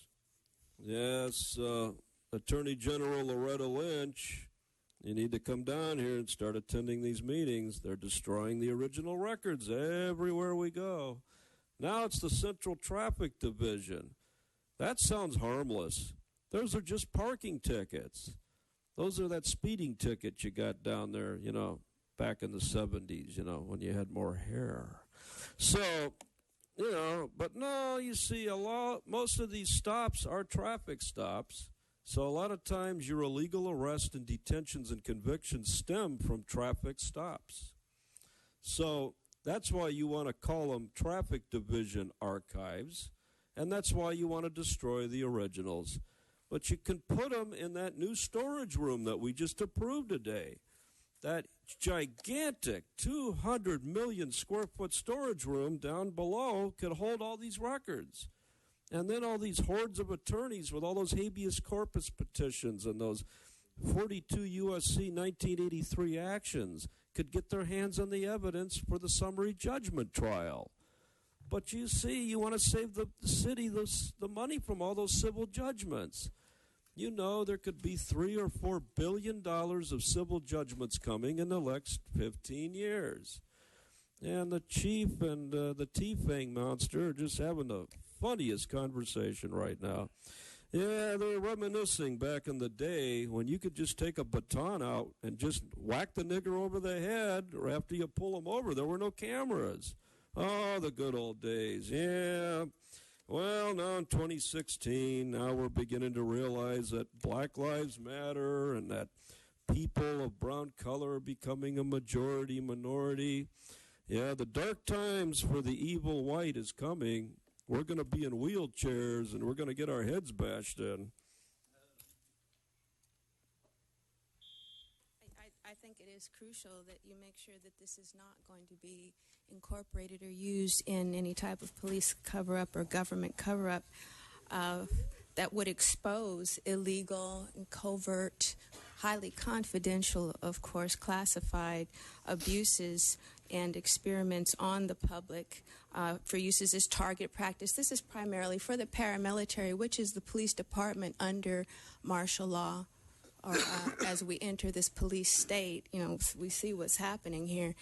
So are you destroying these records or seeking so that we have no recourse, so that we can take action against you and the military and the government as they experiment using mind control, population control, and various population control techniques, experimenting on certain individuals as test sites or prospective target practice sites for training purposes, using magnets. Magnets are used, laser beams are used, microwaves are used, pendulums are used, paranormal activity is used. Mostly, I think this is more probably black ops, special ops, but this is also, I believe, police department and special secret service. So that is, you are, of course, an accoutrement or an extension of this government or these agencies, whether it's CIA, counterintelligence. I believe you're all kind of in the same, quote-unquote, bed together, for lack of a better term. So again, I hope that you're not hoping to cover up these experiments, these torture sites, while incriminating the victims as crazy, as crackheads, as prostitutes, as women or other individuals that were problems that you simply put in the trash. Because I know the police officers are a part and parcel of this incrimination of those of us that are still alive and speaking, that are not on Skid Row, so that your mercenaries can kill us and then justify your homicides and then label our complaints as unfounded, as you continually do. There are no other. Move approval of the item. Do I have a second? Second. All in favor? Aye. We're now on 4D. We have 3 public comment cards. We have Wayne, Yvonne Michelle Autry, and Michael Williams.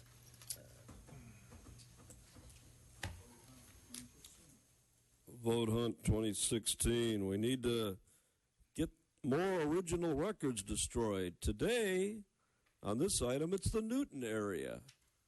Oh, a lot of illegal arrests down in that area. A lot of beatings of minorities in that area. Yeah, T-Fang, he's scratching his head. He remembers those days, yeah. Charlie Beck looking down, yeah, those are the shameful times in that Newton area. All those people taken out of their cars and beaten in the 70s and the late 60s. Now we're going to destroy the original records of all of that. Gone. Destroyed. But the problem is when you destroy records, some asshole keeps them at home. You always get that guy or that gal, you know. They just go in there and grab shit when they retire, and they put it in their safe deposit boxes, and someday they mail it to the LA Times or the Chicago Sun-Times. Like, for example, the tape that didn't exist. Somebody had a backup on a little SD card. Oops. Bye-bye, police chief. Bye-bye. Yeah, somebody is going to keep the good stuff in their basement or in what we call their storage facility. Yes, what do we call it? A storage room. Okay, yeah, everybody should have a storage room. So all you good cops out there, you know who you are. Make sure in the Legal Affairs Division in the Central Traffic Division in the Newton area, grab the good, juicy shit and keep it in your personal storage rooms, because it's going to be worth a lot of money when they auction it on eBay, and hand it over to the U.S. Attorney General for the biggest indictment in the history of the United States, when they indict the entire city council, the mayor, and this commission. Yvonne Michelle Autry. Well, I wanted to speak on reversal of culpability because that's happened to me numerous times. On one occasion, of which I spoke last month, I had been calling to report harassments, disturbances of my peace, and as nuisance. It was a blonde, white female. On each occasion, they would not touch her. They would not arrest her. She tried to jump out the window. She tried to commit suicide. She was a prostitute, and unfortunately, she was a drug addict.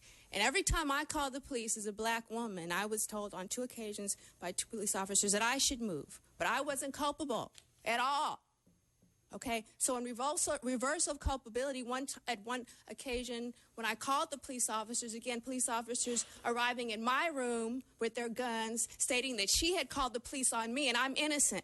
Reversal of culpability. I have friends that have been attacked by police officers, assaulted by police officers, and then they are falsely accused of assault on police officers. Another occasion, I was attacked by another white woman. I don't know, it's too sexy, it's too hot for them, okay? But I'm tired of it. No lunch, hot lunch up in here and hot charger batteries up in here. This shit has got to stop. Okay, 400 years of this shit, and he's talked about it too. You people need to control yourselves. All right, I'm talking about white people and, some Hispanic, maybe even some black people up in the house, big brothers, inculcated honorary white pedigree niggas. Sorry, I have to go there. You know what I'm saying? A white woman attacked me. I flagged down a black police officer thinking that he would be a little bit more sympathetic. He said, you must be crazy. I said, I stopped you. I have my ID, and she's fleeing the scene of the crime with no identification. How am I going to be crazy? Okay, and she's like, my boyfriend is black. So for the brothers that up in the house, and you house niggas know who you are, I'm sorry. But you know who you are. We got to expose this. This is equanimity. This is the time, okay? It's the end time. Get it all out because this is going to stop. Stop reversing culpability. Stop incriminating the victims and the whistleblowers and the survivors and making our lives miserable. Stop it because we're still alive to talk about it until it stops. Michael Williams, and this is item 4D. I just want to clarify because, again, these items are very dumb because you don't give any clarification on what actually is going on with the item. Are these files that are being destroyed, are they being digitized? Is that what is digitized? Is that why they're being destroyed? There's a list of the items that are being destroyed that's available. But I'm asking. I don't know what items. That's a good question too. But I'm asking: are the items already have been digitized so that they're there, or are these items? Are these not? Or they're speaking the truth that you're destroying records, without original records, without having any backups or anything like that? These items are obsolete and they're being destroyed. Okay, so that gives you your answer that they can't give me a clear answer on whether or not these they're obsolete. What does that mean? What are they being digitized? Are their backups because they're old and they've already been backed up, or are they being because they're just too far behind and now people who have been wronged in the past can't get access to the information and the records that they had because they've been destroyed because they've been deemed too old or obsolete? Mr. President, if I may answer, the agenda items are always listed in the back in a public book, and this item is listed under 4D of the agenda. And the second paragraph of the Department staff report reads, the request for authority to destroy obsolete records herein lists 20 boxes of duplicate records in the Newton area. There are duplicate records that are being destroyed. Okay, thank you. That took like 3 hours for that answer to come out. He's the oldest. Thank you. I appreciate that. That we finally get an answer out of you people. Gosh, man. So that's good. That's what I was up here. I wanted to ask. I wanted to figure out whether or not these are being records are being destroyed just because they're old or because that they've had backups. I appreciate it. not really. We have no other We have cards. a motion on the second. Move approval of the item. Do I have a second? All in favor? Aye. Motion moves. Now on item number 5, we have 12 comment cards. The first 6 are Wayne, Prentice Jenkins, the Red Chief, Jacqueline Richardson, Yvonne Michelle Autry, and Karen Hilfman.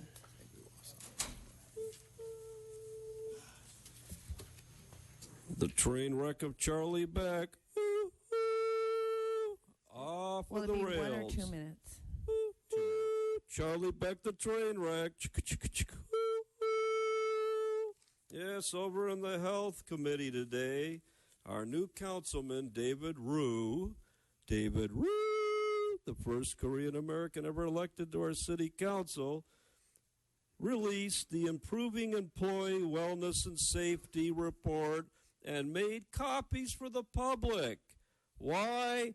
Because he's an honest man. We have one honest councilman out of 15 criminals.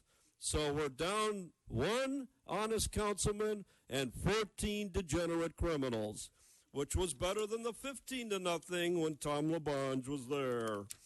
Now you look at all of the problems.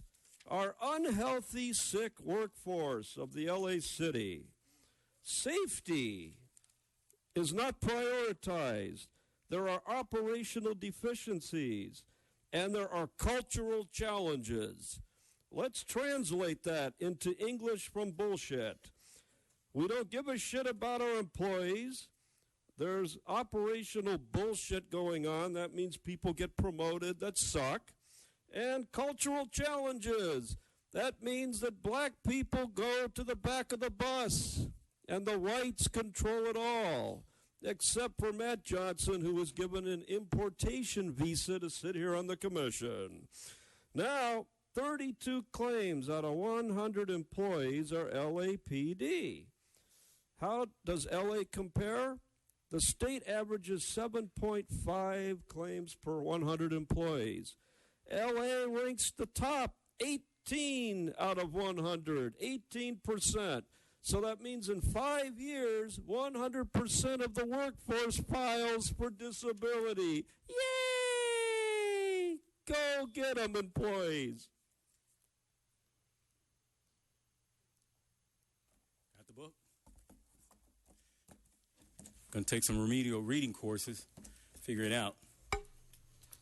Prentice Jenkins, activist since 1991, City Life newsletter publisher, son of a sharecropper, son of a slave. I want you all to know, I like to read these sometimes.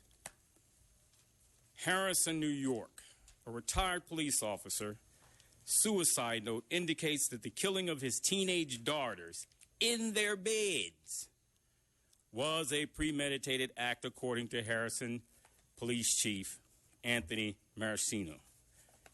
He says here that they found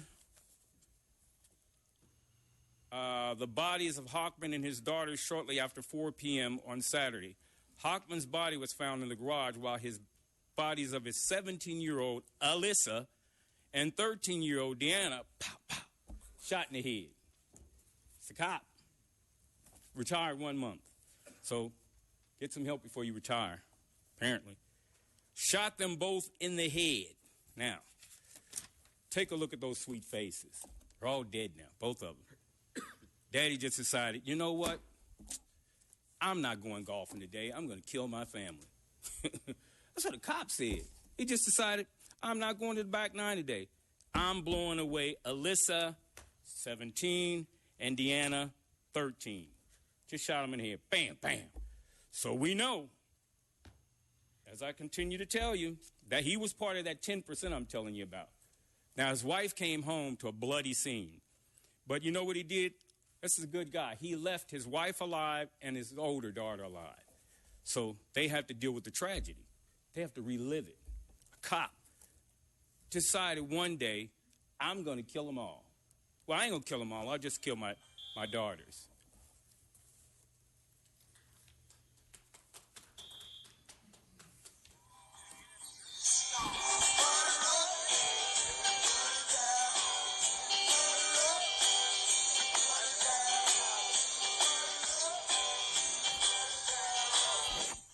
That's the butter song at the butter stand on the beach. I've been arrested so much for running my butter stand for working. You can't get better free speech than that. The butter song, the butter up and butter down. It seems like the city doesn't really understand until they get buttered up and buttered down. Now, if you arrest me after winning in the Ninth Circuit and you get buttered up and buttered down, Matt Johnson, we had just talked on the 9th, and here's a famous picture of you talking about you was going to tell me your plan and everything, and I was going to listen in the air. And then you see a picture of me in the L.A. Times. This is with Matt Johnson in the L.A. Times. And this is Michael Hunt. This is Michael Hunt in the L.A. Times getting arrested the same day. Well, here's Dow versus the city of Los Angeles in decorum and what they sued the city of Los Angeles for. They only won $1, but it cost them $2.5 million in attorney fees. And more so that the decorum rules in here have not been actually did right. So, like I said, to enforce the decorum rules, you have to have them posted. Dean Pragerson, the Honorable Dean Pragerson said that. We're going for another summary judgment, and in this summary judgment, we're going to be asking that the ACLU come in and train everybody in here. We have too many police officers doing nothing who don't understand the Ralph M. Brown Act. Matt Johnson, I'm going to ask you to assist me on this one because this means a lot to me. If you really want to revive the city of Los Angeles and do what's right, the Ralph M. Brown Act will explain to you and the whole city of Los Angeles. This is the third time you guys have been sued regarding this issue. L.A. Parks and Recreation, where they got rid of Barry Sanders, City Council, and now the L.A. Police Commission, which is really sad. Thank you, sir. Thank you. Jacqueline Richardson, Yvonne Michelle Autry, and then Karen Hilfman. I'm going to read this. This is in regard to the Russian people. The Russian people would not be problems if they asked the American Jews to help them. They may not mean to cause harm, but that happens when people do things in secret. Secrecy is the problem. When they first got here in the early 2000s, one white girl in Gardena, I don't know what she meant, what she said, but she said they were prostitutes. I don't know what she meant by that. One black girl in this area a few months later also said, we're prostitutes. I don't know what she meant by that. All. The biggest problem is that they steal everything they can. The Jewish brethren can help them so they don't have to do that. They don't have to steal if they ask them. They steal husbands. That's dangerous. Other people's husbands, jobs, budgets, food, and businesses. The Jewish Russians can help lower the crime rate by stopping what they're doing. The Russians can be a better asset to this city if the American Jews help them, and they might help them if they ask. The Army also needs help and needs to be improved. There is a real quick method to end these abuses, but unless you ask them, you will not know what the help is, the speedy way to help is. It's the secrecy that causes most of the problems. I have a list of complaints against the Russians. They're okay, but they still too much. It will take about 10 minutes or more to say. I can only do one or two problems at a time. The next problem that will be presented will be General Hospital in Willowbrook or Martin Luther King Jr. Hospital and some of the problems that occurred there in the past.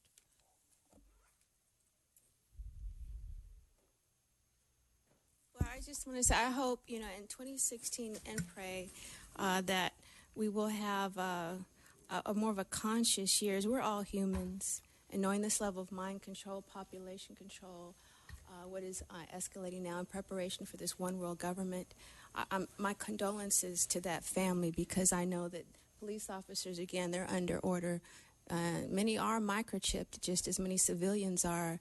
Some know it, some don't. I know about the experiments. That's why I'm here talking about it, because I'm still alive to do so. So, again, just for the record, I stand against all criminal activity, whether it's in the street, perpetrated by any agency, civil, governmental, because that is what we're here to expose and to stop. Okay, in this country, it's so horrible because it's purported to be the Christian nation invading other terrorist countries, but you're perpetrating terrorist criminal activity against people here, black people, people that you want to experiment on, or people that you consider still a problem, rats, the leaks, people that you have put in the trash. And yeah, this is a very real problem in America. I don't have to go to Iraq, Iran. I have to go to Afghanistan. And I'm labeled a terrorist because I'm still alive to do this and have perpetrated virtually no criminal act. I went to private schools all my life, came from a good family, but I'm a problem to you white people because I'm not your passionate whore. I'm not your seductress, temptress, and I won't stand. I'm still getting up every day. I don't look too much like E.T. or a Muslim terrorist or an alien Egyptian yet for you Jewish people, because you control the government, you control the police, you control the military, you control everything. These are Jewish people that are Jews in name only, but synagogues of Satan. To that end, I'd also like to expose the harassment of an Andre Russell, who's a very well-known radio personality who was stopped and harassed by the police last week. And he hosts a Christian program. So we'd like to expose that. And why is that happening? You know, you're very rude. Now I see, I used to try to take up for you. These people attack you because you're rude, and you deserve it. And I hope Wayne sues you, and I hope that he's compensated because you're rude. Next speaker, Karen Hilfman. And following Karen Hilfman is Paula Miner. I'm sensitive. I've never insulted you. You spoke the truth. I'm here in support of Black Lives Matter and the struggle for racial justice generally, and I'm aware that these are very challenging and difficult times as we look toward dismantling institutionalized racism. Maybe not any more difficult than previous times, but difficult nonetheless. And I want to today commend Chief Beck and give my support for his willingness to recommend charges. I do want to believe that the Police Commission and members in the police department are searching their hearts and souls for how to stop unwarranted killings by police of citizens, which tends to impact black citizens predominantly. And there are many ways to do that. You've talked about training, but another way to do that is beginning to let the police know that there are serious consequences when they behave badly, when they behave out of policy and outside of the law, and that they just cannot get a free pass because they are police. And I recognize that other situations may be more difficult. In the case of Brendan Glenn, there was a video. I want to come back to Riddell Jones as an example of a situation where the community believes she was shot in the back. We haven't heard any information from the police investigation. I hope that there is, at least at this point, an autopsy report, and would ask again, as other people have, for information on that case.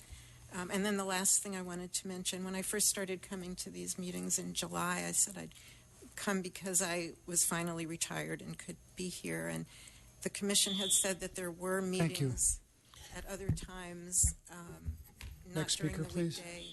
The next 6 speakers. I want to urge that the Nia commission have N. Minor. at other times and other places.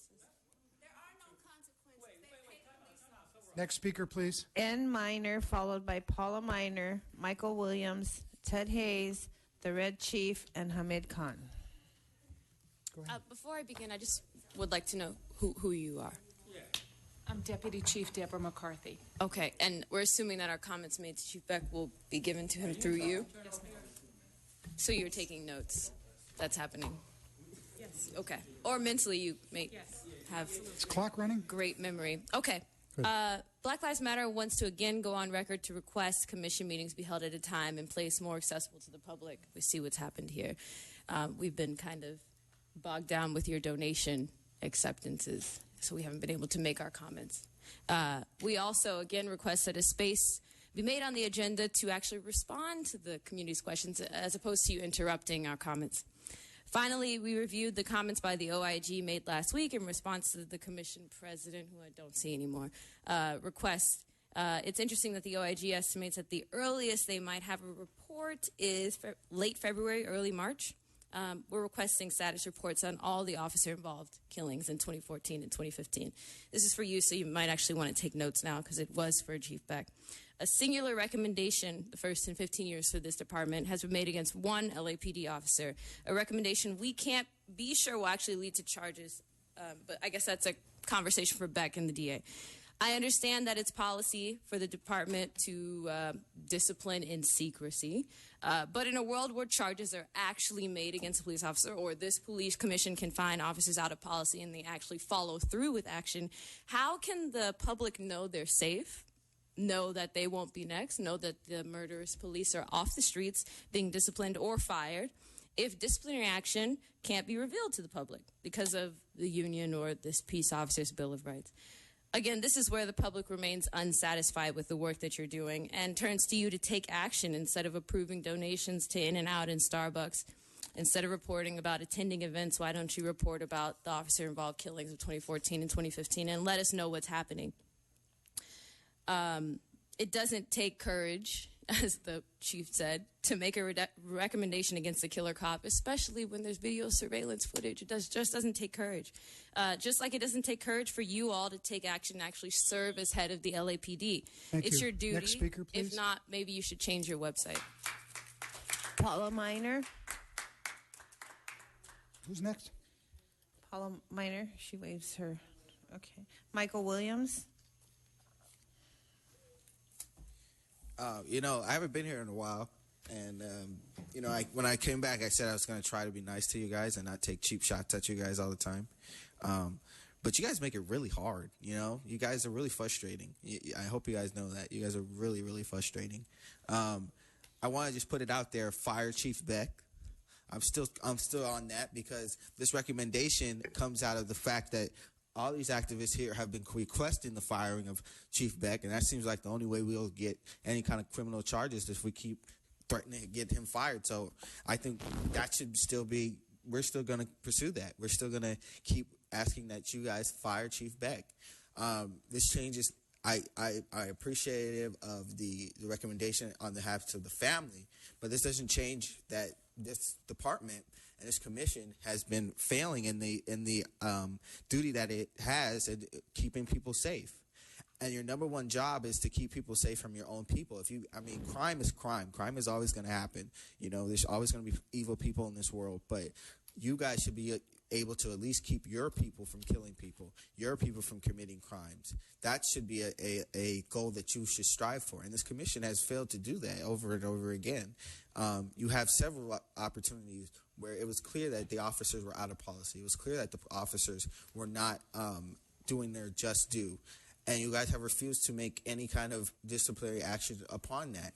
And you guys keep a chief in office that refuses to do any disciplinary action on it.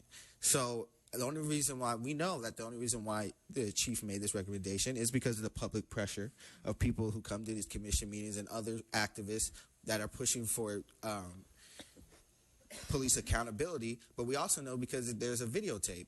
And in the case of Riddell Jones, Ezell Ford, others, there wasn't a videotape. Ted Hayes.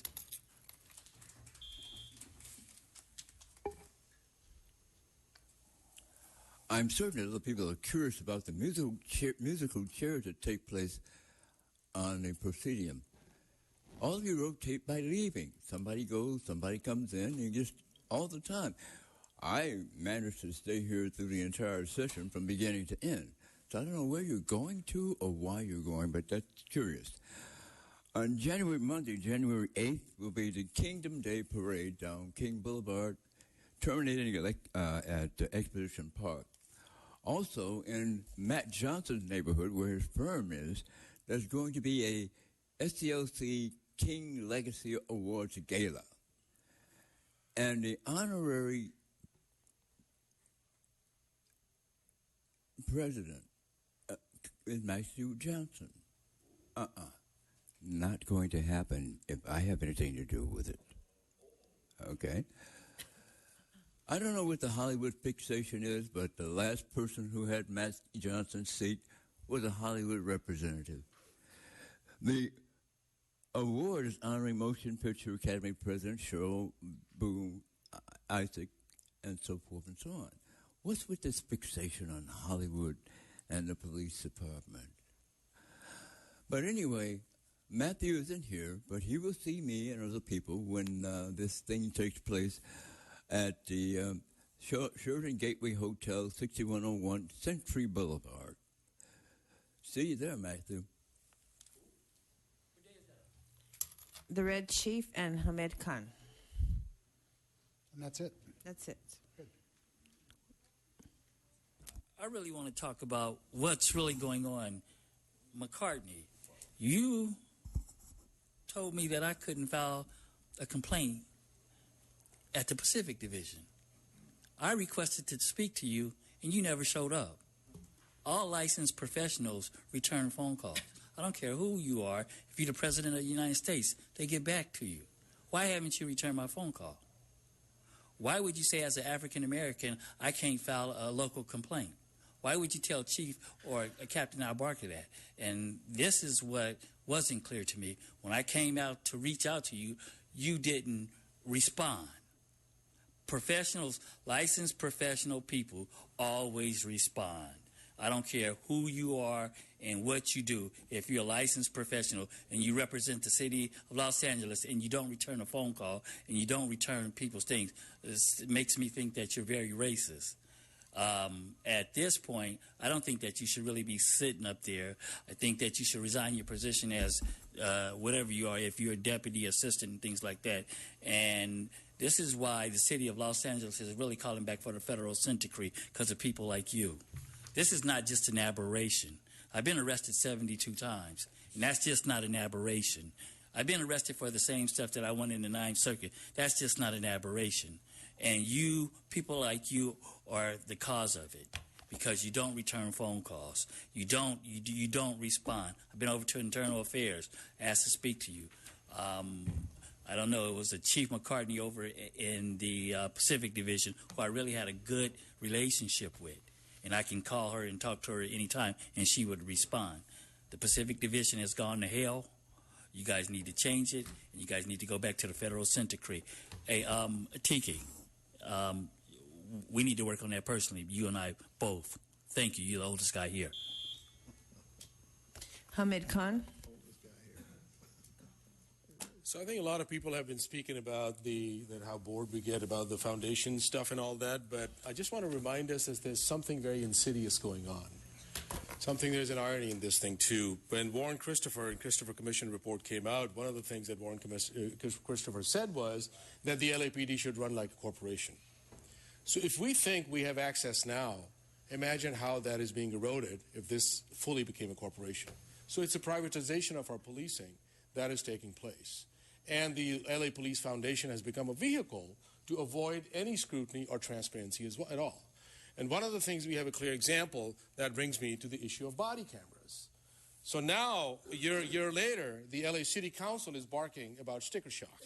So in January, just about a year ago, Soboroff led this whole department, this commission, on these sham community hearings on body cameras.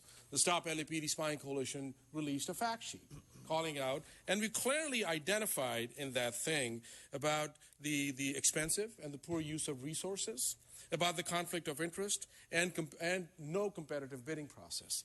What was interesting was that just before the sham community hearings, the CEO of Taser International, Rick Smith, who basically is now getting all these things, he made a comment saying that cameras are not that interesting from an investor standpoint. It's a commoditized product. The evidence.com piece is a real major advantage.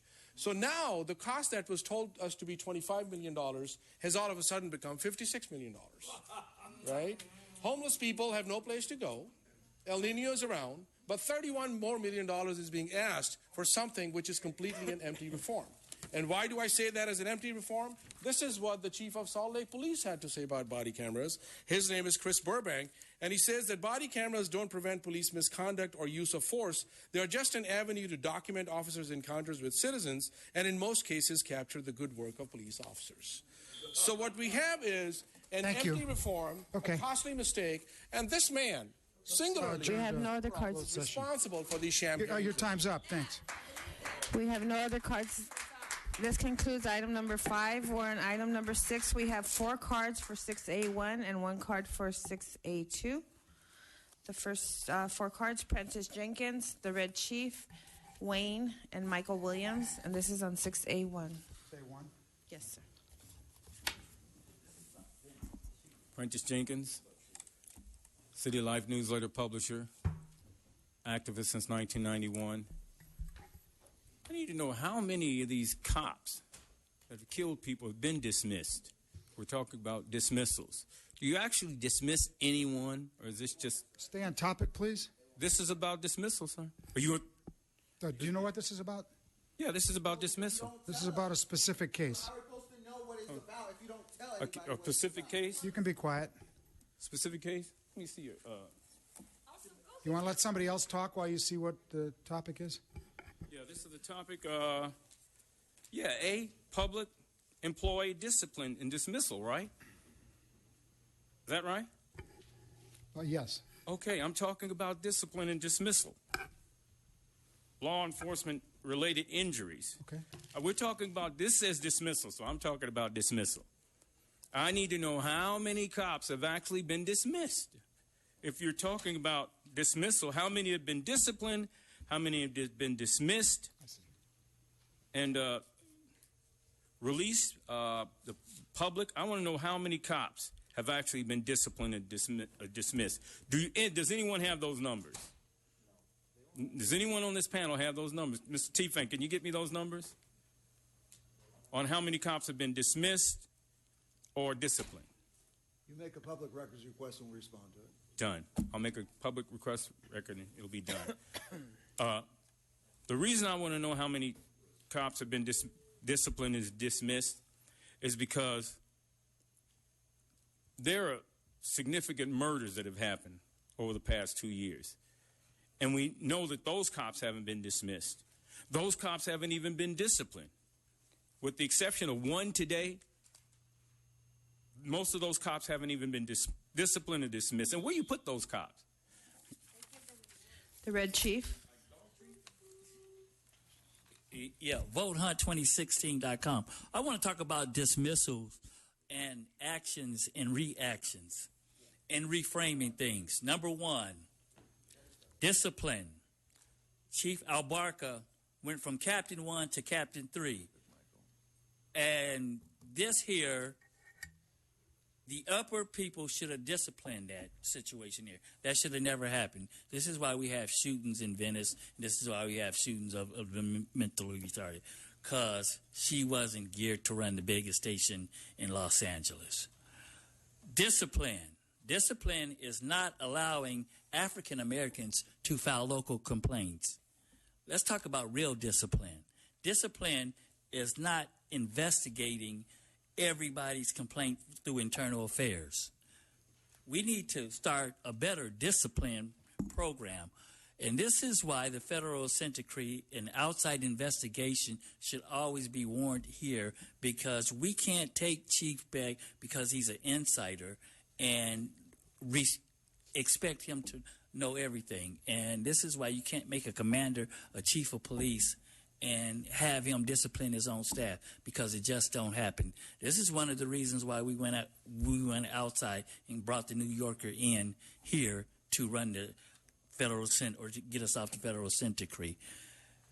When you're inside, looking at inside is very hard, and discipline doesn't come very easily. It's hard to discipline your own people, and you really don't understand why you disciplining them and everybody, the unions and things like that. But what I don't understand is the discrimination, and I don't understand all the 5 white guys that are up there at the top that really don't like African Americans. And I don't care what you say. You guys are ran by the 5 white guys, and a few other white people, and we get no discipline and no respect as African Americans. Black lives do matter. Wayne.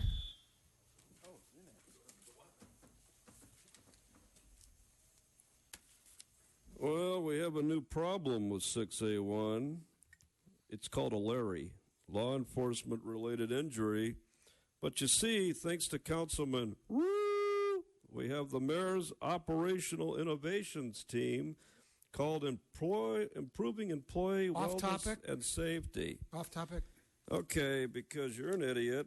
So, because of injuries involving LAPD, which this person claims he's injured. Last warning. He's been injured on the job, correct? An officer-related injury. These officer-related claims are 32 out of 100 of your personnel. These two officers, we have 2 Sergeant 1s and 1 Police Officer 2, which are 3 cops. I believe that these cops can make a claim that they're in an ultra-hazardous work-related situation with the LAPD because we rank the highest in this category. And now, $223 million in these work-related injuries last year, which are going to go up to $300 million by 2025. So these police officers, I think prima facie, have made a law enforcement-related injury claim. I don't think any longer can these police officers who claim they're injured on the job be given anything but a presumption of a valid injury because of the mayor's report. No longer should officers have to keep going to doctors and all of this bullshit to prove what the mayor understands is the worst work-related environment for any police officer in the United States of America in a major city. So these 3 police officers must prevail prima facie on their injury claims. Michael Williams. What's the last speaker on this one? One thing I want to just make a note of is the fact that there's an officer involved shooting on number 2, and we don't know who those are. So how are we supposed to make a comment or have an opinion if we don't know what that's concerning? Anyway, again, I just want to shout out the name of Ezell Ford. Ezell Ford was a... Off topic? I'm talking about discipline and dismissals, right? And you don't even know what I'm about to bring up. So be quiet and let me finish what I'm saying. Ezell Ford, who did not have the luxury of having a camera when he was killed, someone shooting that footage, and so he has not had justice yet. We don't know what the status or disciplinary status of officers 1 in Vegas is. Chief Beck made you guys look like powerless fools because you guys made a decision that their actions directly contributed to the death of Ezell Ford, and nothing was done. And he made you guys look really ridiculous and without power, and you guys just let it happen. You just say, oh, Chief Beck, he just made us look like idiots, but hey, he's our buddy, so we're going to let him just make us look dumb and powerless, and like you guys can't do anything. Tell us what's going on with Wumper and Villegas. If they're fired, let us know so we don't have to keep coming back to the same topic, okay? You guys need to hold the power that you guys have, and you guys need to use that power to get rid of Chief Beck, who has made you guys look dumb, and like you guys have no authority over the police department, which you're in charge of, and you guys don't help the community. So what are you guys here for? If you don't take charge over the police department, if you don't help the community that you're charged to help, what are you here for? What are you doing here? Reevaluate. It's 2016. That should have been your New Year's resolution. What am I doing sitting in these seats when I don't do anything? I don't help anybody. I don't contribute to this community. I don't contribute to the help and the policies of the police. Next. Okay, we have 1 card on 6A2. We have Wayne.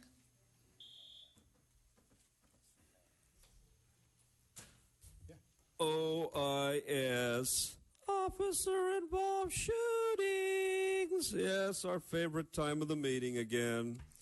Just in time. Matt Johnson loves when I talk about these OISs because now that he's the presiding officer, Uncle Tom Soberoff is now on his leash. Yes, he's on his leash. because when Uncle Johnson leaves, Uncle Soboroff starts getting real feisty. So, 2 police officer twos involved in the shootings. I keep talking about these damn guns. You keep giving these people these defective tools to do their job with. And today, Councilman Ryu issued the report that L.A. City has the worst work environment in the United States for a major department.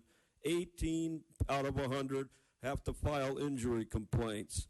Do the math. In 5 years, that's 100% turnover. All of these cops in 5 years are going to file for disability or work-related injuries. Isn't that lovely? Aren't you proud of yourselves? Because you have to. You have to, because these guns keep going off. They're defective. They got to all be taken and checked and serviced. I keep saying the guns kill people in L.A. L.A. doesn't kill people. These guns go off on themselves. You see it all the time. I mean, every time I go out there at night, I hear, and the cop goes, I didn't do it. My gun went off in my holster. And I believe them. The guns are going off all over the place. They just put them in their holsters and the damn thing just goes off. It's because they're defective weapons. The report by Councilman Ryu and his committee shows this. Read it. The mayor commissioned this report. L.A. has the worst employee environment to work on in the United States because L.A. has a piece of shit for a government. That's why. We have no other cards. The Board of Police Commissioners will now recess into closed session to discuss items number 6A1 and 2 in accordance with Government Code 54957.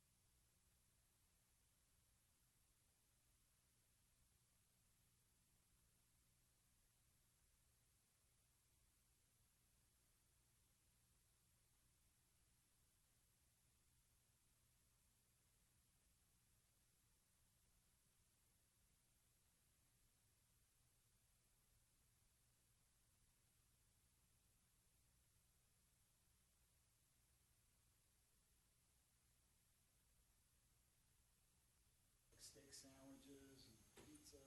Starbucks. But during the day? Yeah, sure. Why not? We get water. They don't even get water. I don't want to encourage them. Okay. Where do we go? This is unbelievable. It's 1:30. Okay. We're ready? Should be 11 o'clock. That's right. The Board of Police Commissioners has concluded its work in closed session. We are back in open session. In closed session, item number 6A1 was discussed and the Chief's recommendations were unanimously adopted. In closed session, item number 6A2 was discussed and the Chief's recommendations were adopted as follows. As it relates to tactics, unanimous. As it relates to drawing, unanimous. And as it relates to use of force, 4 ayes and 1 no. Mr. Vice President, is there a motion to adjourn? Move adjourn. Second. All in favor? Aye. Thank you. Adjourn. Good. Good job, everybody.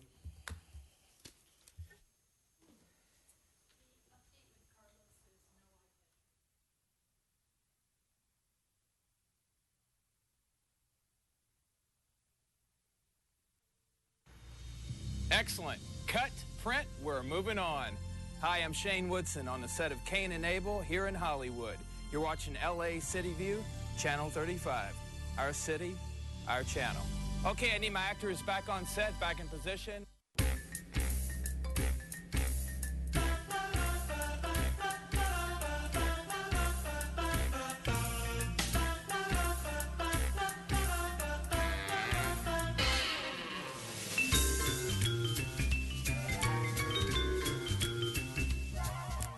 You know what dragon boats are? Well, me neither.